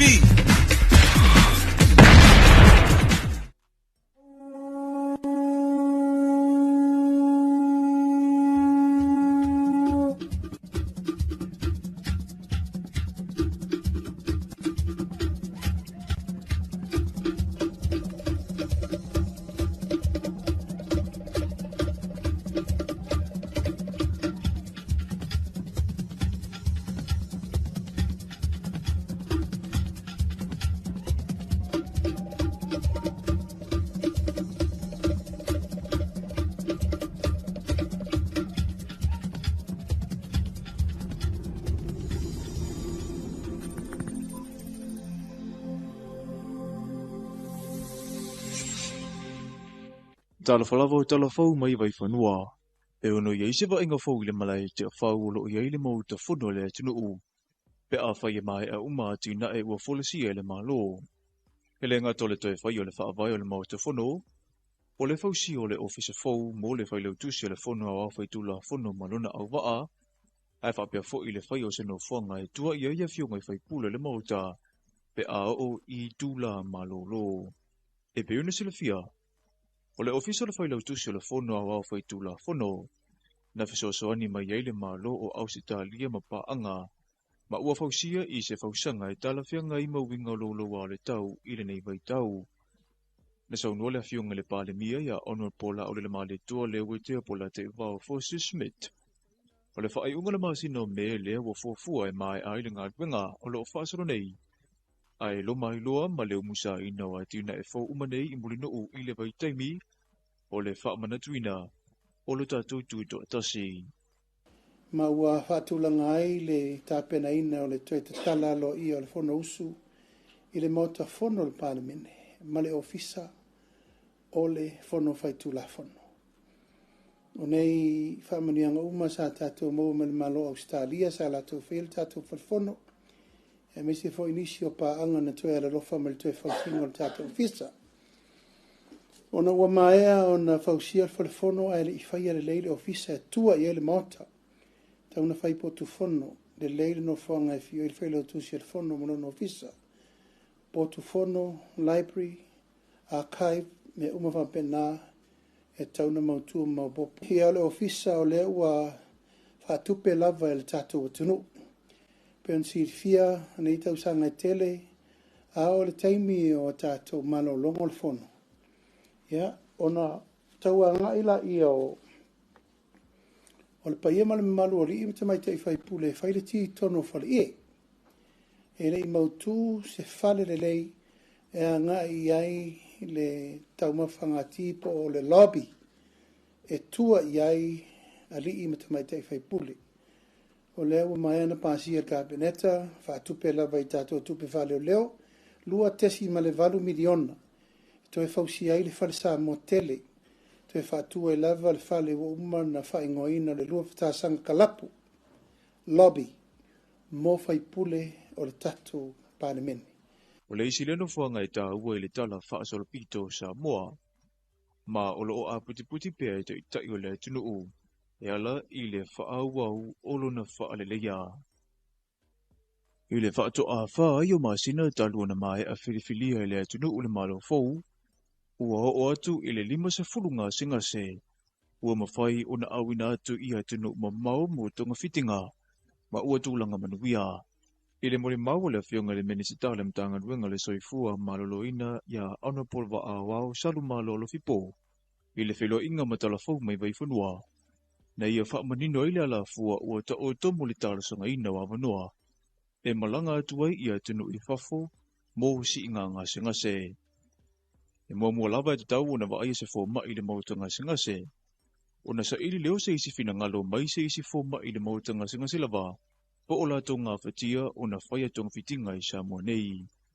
A whaia mawhai, ua iei whala au whaapitoa e wha ngā ina mo le maua i le malo se ngase mo ta o tonga.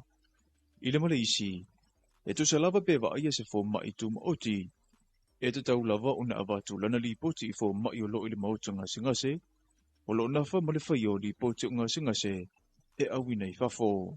Na mai ngase mai sa la fai, ia, o na whapea leo ngase mai sa la fai.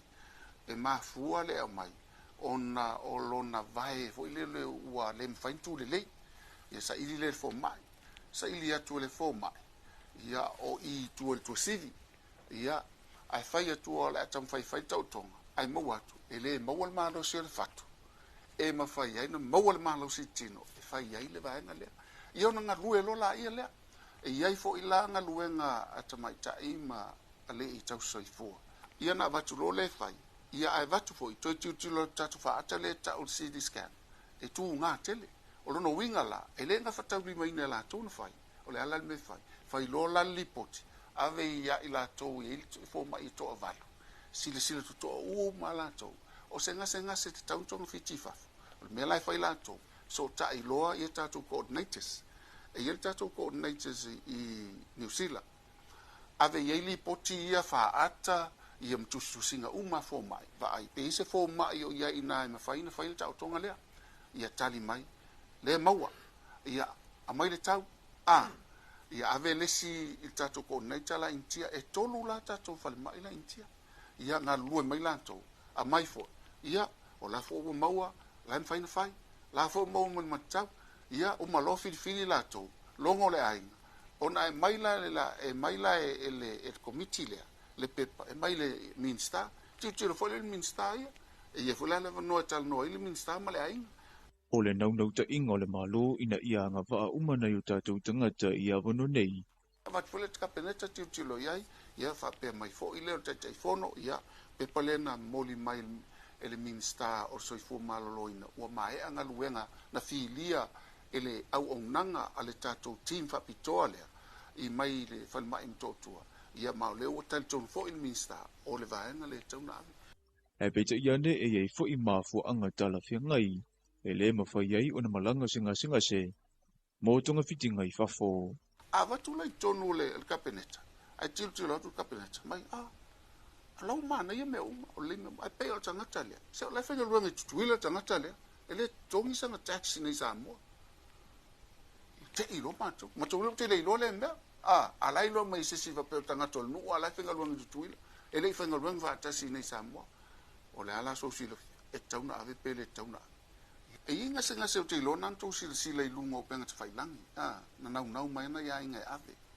e inga senga se siaki ko tato foma la vatu pesi in fate tainga la vele mai se la fai pitole le la vea ma po e ata fai e fo mai sau manis fo mai e fa fo mai na ia no ia tonu ile ICU ave lipoti ele Italia New Zealand ave India le Italia le ngata i tatou specialist our specialist for in New Zealand ma specialist in India ai ma si sem fa Italia ona tango fiel mai ai se le upule sa no tu nga pe ave pele e maliwa i sisila la na ta anga umaloa ia le wa lato matmata lipoti upune fo mai lo fiona le minsta e fai o lem fai na left venga sengase ai a fai fo isau na no va to maliu yo sa o le ta o mai aso maliu sta mal taimi O le soifua malolo ina o tangata lau tele, o le fatu leo le wha mua a so se atunu u,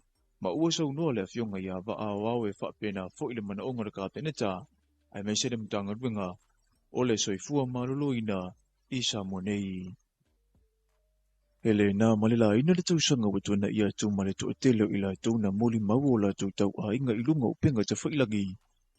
E singa se na masalomia ua afiai, e tonu ua timo tanga singa se ma whaia su esu inga wha apitoa. Ma wai ua afia i le ka nesa. O le ka nesa o singa se e le lungu maalie i fafungo so se tasi, le ta watu ua afiai, a wa e tasi lava le taula inga ma fofunga ua na o le oti. Ai peitai o le mautau ave lava ia ale mtanga ringa o le soifua ma lolo ina wha apea le so sa ietu le ka nesa. E maua le fisoasani pe a vave o nei loa unga, ma whaia siaki. I le mori maua le fionga le menisita le mtanga ruenga le soifua ma lolo ina ia anopol wa a wau salu ma lolo fipo. Na ia ta ua ai le wha a wau pea le mtafa i tausi ale mamalu o fo mai. Ina ia mautinoa e te atu sa mua i so se tua inga ka nesa. sa umi sa matou fa so mai la tou na o lo tau fainga i le ka nesa mai le tasini fa la tongo lo la tou nga lui ai ia sa matou fa le fo i male mal kulupu ma matou atu tatala fa pitoa le la tou fo i nga luenga lo fai o le tele yo fo mai sa mo lo na na i manu ia tatanga tai mai le ka nesa i toi fo i mai manus o ananafi no wai ni se to lua e fai la tou ka nesa i India ia o le tala fifia le na mai na matou wheloa ai lulu lima ia manga ia tulo la tou ia nafi ia o lo iai fo inisi India teimi nei fa ma ia le kanesa la o matanom fo mai la ua fa la ua nga ia la tou fo mai i le teimi le o le au malolo ia tato matou te le malolo mo fo mai i le tau ave hino i la tou na ave a mo le siaki ina i o le mfainto siaki wala malo aole nai la tou ia na siaki ma mai tau no le ma tou ngalo lue ma tua ia ile il taimo na malolo ina ia ave nai tangata ia lana na hau wala tou India New Zealand e so swani ia nai tatou fo ma I se tasi na fia se pele ia te ia i le tu a inga unga sengase. Na wha asoa le fionga ia wa a wau le whainga tau tau unga. O le ka nesa pe a o i o unga tu ngā. o lo tina na maliu le ono tasir kanesa ma tanor kanesa o tel mona tina ndio lo tina le ono tasitau sa ai le o tupu ia mato so o lo no wi o le mea ai tanga ma fuanga foi na e so stai mea o mai ni sir kanesa tat punna na o so ani ma fai tana ona o le tela ngona la ngono ai e foi la sta la vole no tofta ngisi nai matua ya tamu fai atua a o le fai na ave e o tele sai lai forma a wa le la to te tonunga o masani fo ila to ma o sa ili atu e le ma fai lava na ave ona tu langa na lava tu maliu ia le na tupua ta u lo le stage 4 to so solo tu lo to tonga e to a fai na tala te lo tu lo ia le upu to ia te u suso na te mai tai e fai ngo fian tong fiti ia mai si to en kanesa al kanesa la le mo e so solo el mana le na mo ista mai tai le sa o tala fo mai o le taimi ana o mai ai ta o mai maliu na maliu O lo ngā lulu e whaatasi pēa ma pā anga, ina i e tau mawhai se resitala mo le ka nesa i Samoa. Ai o lo o whaasolo pēa whaala wiloa, ale mtanga lwenga male so sa ietu le ka nesa i Samoa. Ina i ano fauta, na i o tātou tangata no u. Tala fauna mo le nei vaenga le aso, manuia fuafuanga o whiangai male tunu u.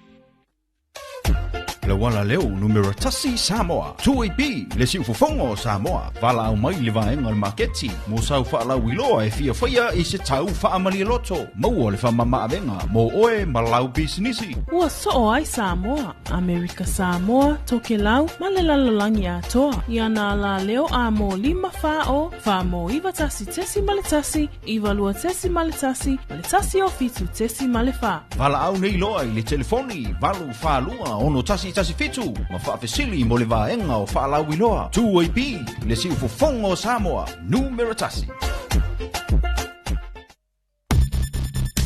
Puipuinga wa fiango le pesi ai o le whaamai o le dengue fever. Ia matua whaatamaia no whanga uma e tautu ufua mana no whainamu. Whaamamala pisi mau tauta i ta whaafale.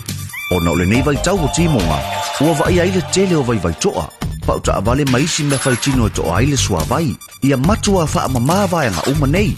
Ina ia tau fia ile pepeso le dengue fever i le atunuu. Tātou ngā ruru e whaatasi, mo se Samoa maroloina. Mo nisi whaamatalanga, whaapso ta intanga ruenga le soifua maroloina. Telefoni ono varutasi o.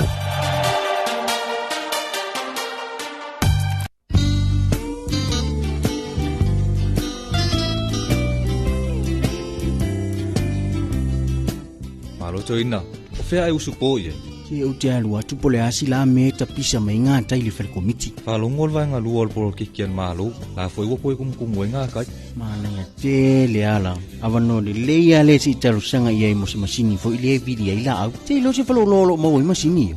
Ui papa, ke haru sa o alai vai teli, ili whalo loa mo whatoanga. Te mawai masini le lei, masini anga ta o oi e kuai. Te le lava, o te alua tu lai le whare komiti taru sanga ia. No ti e lo le i vai tele se i mata i e masini. Fiu mai lo i tātou la lai funga lei, vai tele wha peasa le longa mo le motu tele i sa la whai.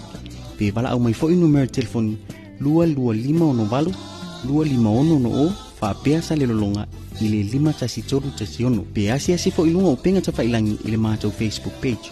Samoa Agriculture Store Company Limited. Samoa Agriculture Store, helping you grow.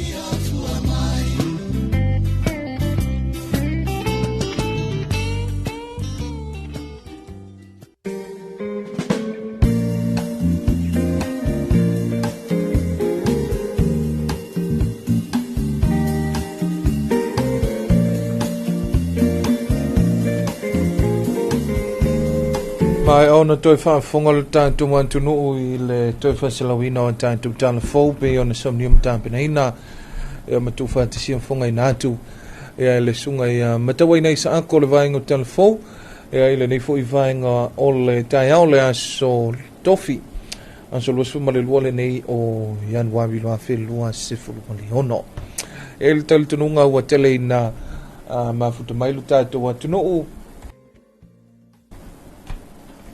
e fale whainga luenga i au amatalia fo i tiu te mawhaiva e a ole mamalu si o tātou antunu ia ile nei fo i a sutofi ma le nei fo i tai au e a whaiwhai le nae te mafuta mai tonu lau te avale i lunga o le awala e a whaiwhai mali e mai i o e tuli mai te mi whainga luenga e a ole fautuanga lava i a mali tu alalo e le whapena o na muta pe whapena fo i o na ia ona vatu le tulanga fo ia vatu fa fo tuanga le saunga le mu fa malo atu le matanga luenga le leo il tanto vaenga le traffic e mo le patrol ia ila to fo lo fa pena ona nga lulu e lungo le amole tele matei tu ina le saunga le mu ia me se fo le mamano fe maranga e o si tanto wantu no ia ile nei fo i vaenga o le tai au malo so fo manuia ia ma lo foi le langi mama ia le ne vai ngole te pe fai o le na foto awa a foto ama wa mai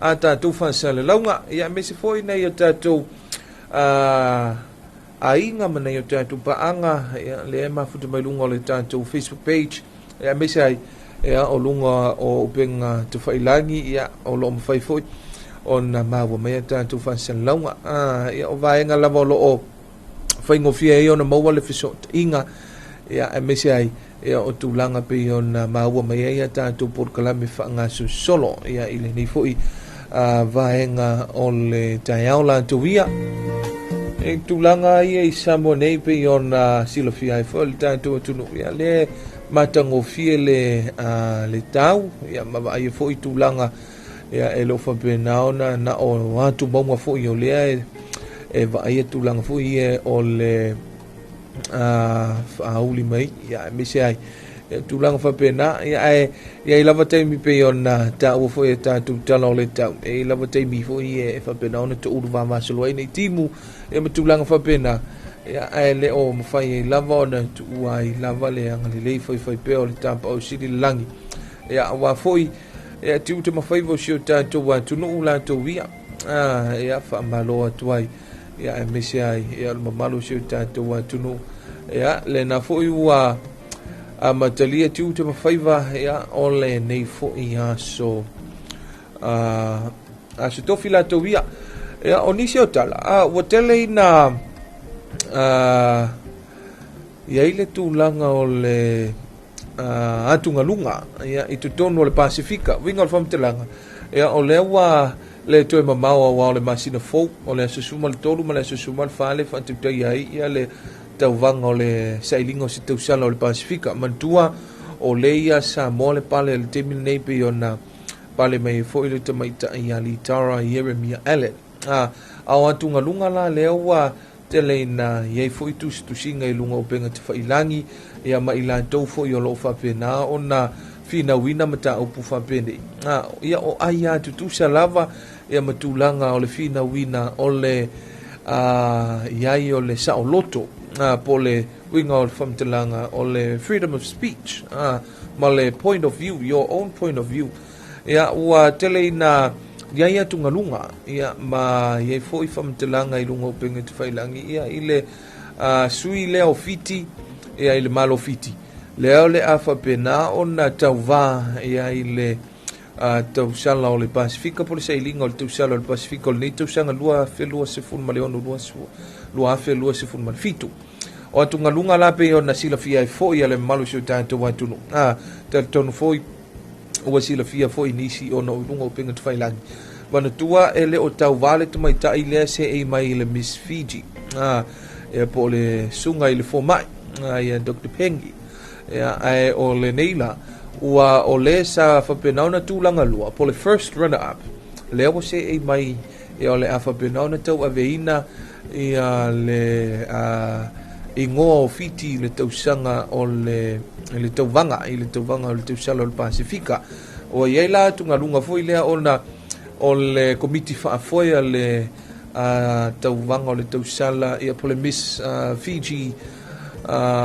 community ia ua iei atungalunga foi ia ua whapenao na whaifamtalanga o le mawhai ei o na tauvai o le tausala o fiti ia ono tūlanga o lona tino tūlou le whaafonga le atunu ona e whai maifamtalanga o le komiti whaafoia lea a le vaenga o le Miss Fiji pageant whapea whaisina la poa tu lo fafo e whaisina la poa o le tamaitai le nei o pale mai ai o le se e mai ia le tamaitai le sa tūlanga lua e tau aveina ona o lona physique o lona body shape e matulanga whapena awa iei la tungalunga fo ia le ai la tu le fina wina mata upu whapene o ai tutusa e le ele fa pe o le tino e fa pe na ona e moni o le it's a beauty pageant ai o vai nga foi e fai foi ona fina winai ya o ai tutusa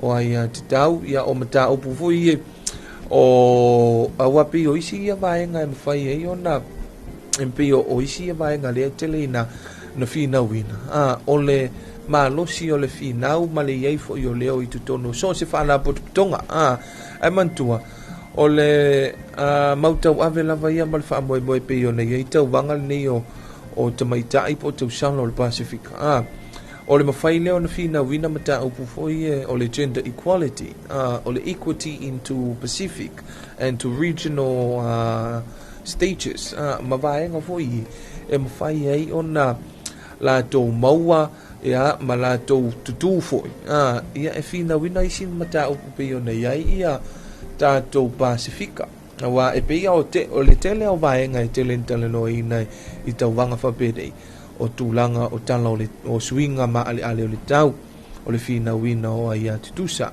ea o fina wina o tamaitai tono ta anonga o vaenga foi na ia mawhai ona boost le morale ona boost le morale foi le tamaitai whapea awana i mutai foi le tau mawhai awana i whapea na o ali ia mawhai ona whaatino ina vaenga nei o peo ngaluenga ali le e mawhai peo ona mali e foi ia le maua foi le peo na ia le tantu watu e hau vale ina i lau te maita e whape na foi lai tono si o tātou watu no a tātou sila foi le tātou mtanga ruenga o tina mta maitai o le sila mtanga ruenga o le pe e fina wina ia lea foi whawhitauli ia po le foi mata upu tono si o tātou watu ai mai se foi o le lalulangi ia ma atu moto le Pasifika fina wina foi lele ia whape na ona maua uma ia aia tutusa o tangata uma mata mai lava i le pepe whanau mai tu lou le whaafonga le atunu ule nei tai au. Se pa ia lava se au pito matua. A wau mata upu le nei. O mata upu a ia nei e tala noa ina mai i tausanga tausanga. Na amata mai i tausanga wa mawai lea wa o mai le nei taimi. Ia ai le o mawhai e lava. O na le whapeo malolo le fina win o lea lava fina win. Ai me se foi. E tūlanga o sui a inga o le tau.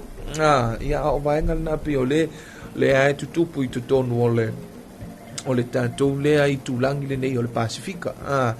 Ia ai tātou te talo pea i le tātou tausala o lo iai te mile nei, le fionga ia ilinga noa, fionga i mali i soti mapu, ia whape na ona whamanuia ona manuia ana tau mawhainga. Awa lewo so o le Lobo so o na manumalo ia le tātou atunu ia i le pale le nei o le Pasifika. Mantua lena se e mai ele te maita i o moe moana sa whantoa shranky so o mai eila i o li tau i Remia Allen le i ele timili nei. Ea tātou tāpena pena. Mone tua o Samoa loa numera mua ia i le atunu o le Pasifika wa whapena o na manumalo i le pale o le Pasifika.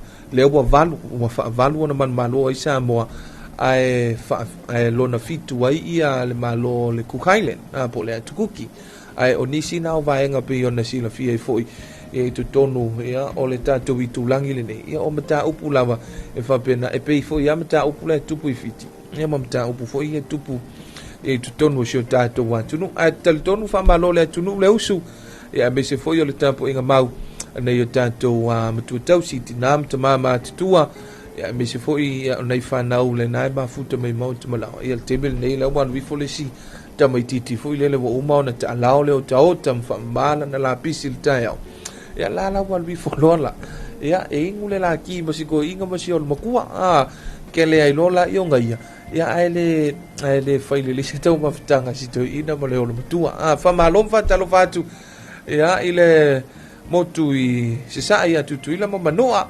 Talofa atu le sunga ia tasi ia o lo whapena ona mafuta mai nā in uli ia le ana wala au mai mwhape mai ia o lo manuia fo ia le motu i sasa ia i tūlanga e tei tau tutu salawa tātou whai mai o tutu ila fo ila whai timu la ia ai male vevela masani ia whamalom Talofa atu ai ia le sunga ia tasi nei vaenga o le tai au e misa le tātou ai ngai nā in uli ia i le motu i sasa au se sina whawhiwhianga o le nei tai au vai foi e atu e liu mai whauau foi lea o tātou whawhiwhianga musika su i whewhilo i whawhiwhianga me lea foi pese ale puni alava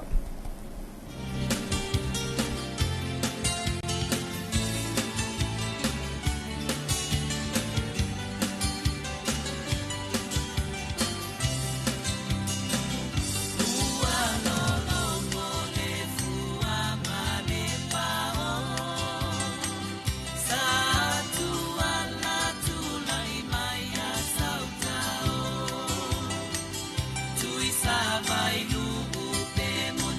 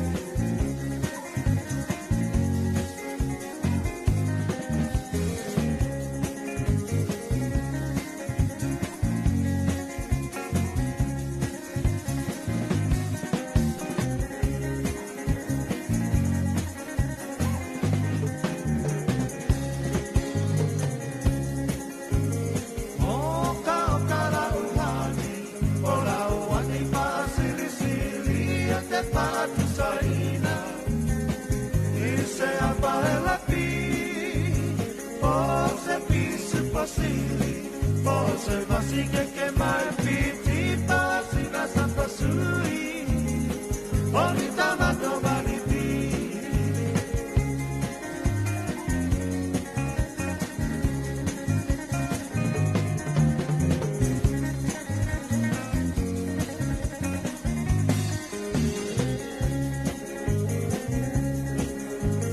Apa la tonu tonu lau pinangalo tapa hai poipo Avane ile malo Ele anga ole tatua Etele ai ole ti apolo Pe pausa lepe Ole pepe ole po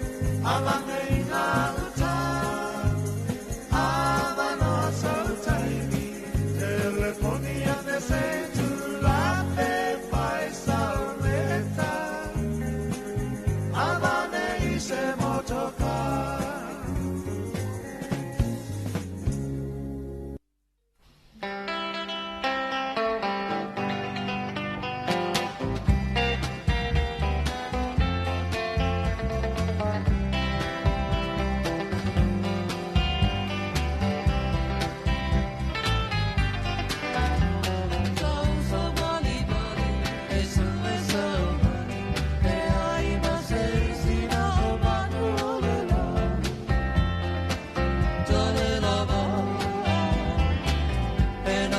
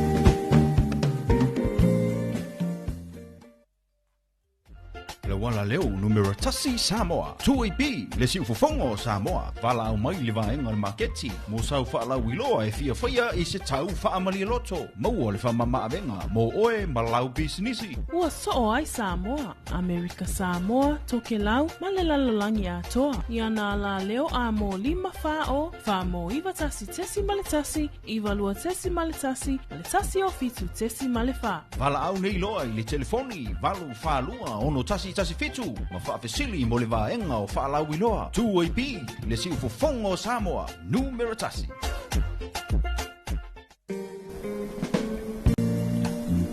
Tamele watia le tautua mele unanga la wala leo le tuaipi leo wa toe lua 10 minuti o na ta leo le itu lai valu tali tonu ya o lo manuia lava le usu mai ai o le atu nuu ya itu langa fo i o ngā luenga ya o tiute fo i o le nei fo i a so tofi a so lua 10 male lua le nei ya o Januari lua fe lua 10 wono fa malo fo i ya ilu tanto watu nuu ya o lo mafuta mai ya tunu e mamau ya fa malo atu fa tano fatu ya pe fa yole na foto a e ma wo me tanto fa selunga longa le tanto Facebook page ya me se foi o le tanto wa YouTube channel fa Talofa le sunga ya e pati po fitu ya lo mafuta mai longa le YouTube channel fa be mai ya o lo o mafuta mai nai Melbourne ya God bless Samoa ya me se foi ni so tanto pa anga fa be mai good morning huso ya manvia lo waso ya lo fatu mo Samoa mai se ya Paulo Ioane Kioda Radio 2AP and TV9 malolo so for manvia fantasia tu el kilani o fale tu i tau vai malole tau tua mana ya nei pesi tu ile na va akitiona malole so for manvia ya ile nei fo itao ya wa ma fantasia tu foi male to fa ya mausisi le tu mose ya wa fo tanto fa so masani ya mole nei foi tao malol so fo madvia maui ya ile nei foi tao fo ya fa Talofa tu Dwayne malo fo ile tawa tai malo le tau tua ilo tato watu nu ile nei foi tao ai mai se le nei vai yaso wa o ya le wa tu to o tao tai tasi tato tiu tele nei foi vai yaso malo ngalue ya fa Talofa tu foi ile mai mo fa afonga mai o le tato watu nu o lo mafuta mai lunga o benga so ta inga mai se fol tato wala leo le nei le si ufonga o Samoa le tu AP Talofa lava ma lo le so i fu manuia male langi e mama tu langa le tau nei ta yao palasiana i timu ia le leva ai to uma to yo so mai le la yo tu ai nga tau nei tu wen le fai mai fo mai o le mele le na fa te tele fulu le na le wo wala ve ai fo ia o nei va ya so ia ono le tu langa na a timu la la timu ia ya o so mai fo le lai ma tu a ve vela ma va nga fo ile le o le susu o le ofu po le tiafu po le la e fo ya saula fiko ai male papa male manulu o ya aka kile fulu foi me hello my welcome yo fo tu angale na ya malu tanto tuno tato tunu fai mali e mai lo sa pe fa na wa e tope mai la atale iva a matanga luenga yo ya mi manu fo yo lele ya ongal nei time na fa ya ongala wa ia ai fai mali mai lo sai lunga le awala tele sau ni tai au fa le pisia ale pisia le awala o fo sau ni tai muli nu ole ai to fi mali me uma ia tulanga manuia fo ile tau le nei tai au ia talo sia fo ile lo fo le tua ia manuia le nei aso ile fo launga Samoa ia ai mana tua la o ena fai sau malu tai au le tai au mai se la to fo ia inu la to fala au mo ngase ia tawana mana tuol me na wana misi wal tau loto ana sta mo fa so o tai au tai tas ia wa ma ne foi le o le tau loto masani fa so i tai au ma ia wa o io foi le stangat a wa fa manga ku le sika kai ku fala au le sika kai ku fala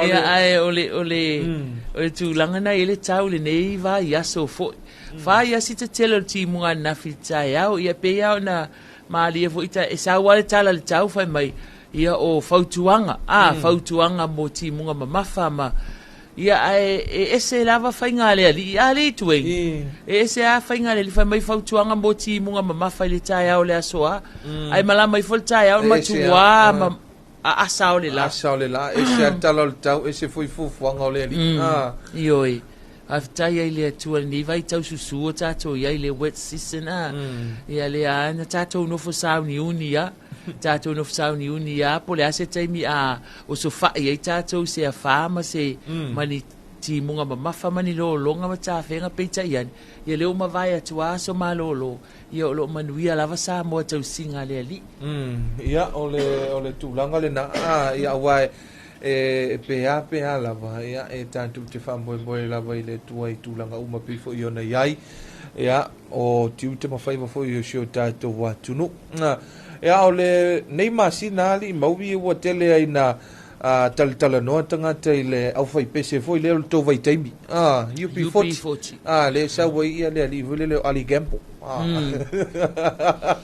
ma ona whawhiwhianga red wine ma red wine ma le Kingston Town ma e pe ole aso tolu su maltasi le awa mo fanta oto mai ai ole a fanta utai ai ia le kon sititele le mantua wa lua nei tau sanga ole au foi pesele nei tonu sio tanto watunu le na malanga mai lua fesfulu lua ile famanatuina ole limas fulu tau sanga ole tuto tasi Samoa e al temi nai li malanga mai ali campo ia al temi lande e ole urwa itemi ali campo ia wa te malo ai po le ale le umione o fai pese ai le umale mali twing ele umale mali e male o fatunga le umale mali o fatunga i mana i el falongolong pa o mai lo kamba nga o makua ai me serva i kemi o fai nga party fo ki disimasia ia talo sia ia el fa mo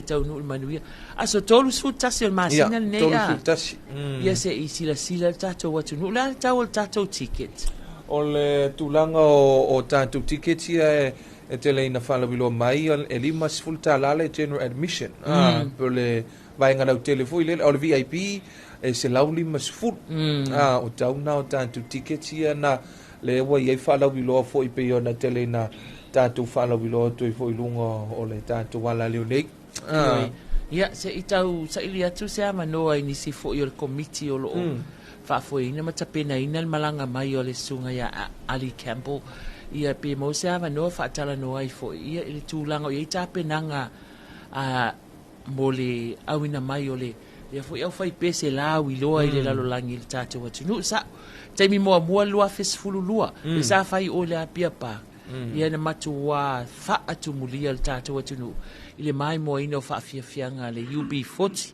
le la uto malanga mai le taimi lona lua ale la fa to asa wele le master la le o le fa ili le UB40 o le o Ali Campbell io e tele la to musica fia io fa so e capese le UB40 le homely girl Kingston Town ia ma le tele o fa fianga o fa fianga so i fi loi matua tele o pese o e fa sina tele o la to albums for years sa fausia ia la to musica ne ia se ito e stato to e whaalongolongo atu iai ia e meisio nava i taimi o mātu tua fo ina i tamo ia fo i whaili i o wapi o whaili longa ia o ia fo i vaitau o le UB40 ia o le BGs ia o le Crease ia o umaisi o whai pese ia papalangi ia lea tele na fia i taimi nei e tātu loa fia fo ia o le mamalo le atu nu e whaafonga iai toi fa manatu mai ai la aso la vai taimi wa sola wa mo mali to ar malos taimi malos io e mai non ko inga ero malos e wa lua ya de sito ina pareció makua e pele a fuala i to around 60s 65 o tau sa e ka kuro pese pala mau upua e ka kuro al pese fo ingale here I am baby wale pese ngale pivo fa mai kala ale allo makua al pese le kai min ka ma sangi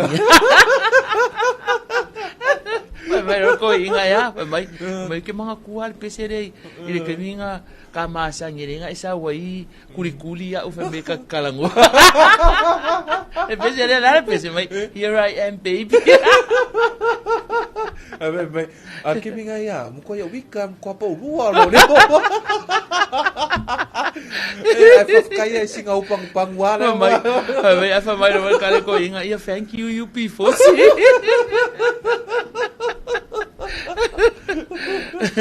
ia le UP40 o le fo ia fai fa la wiloa ele ngata fa la wiloa le UP40 au tato fa la wiloa tato ala leo to AP male o le back to school ia o ai la le company male business vo ile le fia a wai le tato back to school ia o le ava noa lenia manatu se taimi fo tato fa asoa neva ia stai au ia su mai fo ile tama ita yon market ia se tala na back to school la na fala wiloa ia mole ile tautua male au nanga tato wala leo le 2AP si ufonga o Samoa fatalo fatu ya Aotearoa fatalo fatu i Australia fa pea fo i America ia o America Samoa tokelau talo fani o mai o to teneita yao ia manatu o manuia pea o to te alofa te atua ia malo lava malo ni na me akai o tuei le ai o le afa pe wo ngalo kwa ro fa ko e lau le la ka usanga le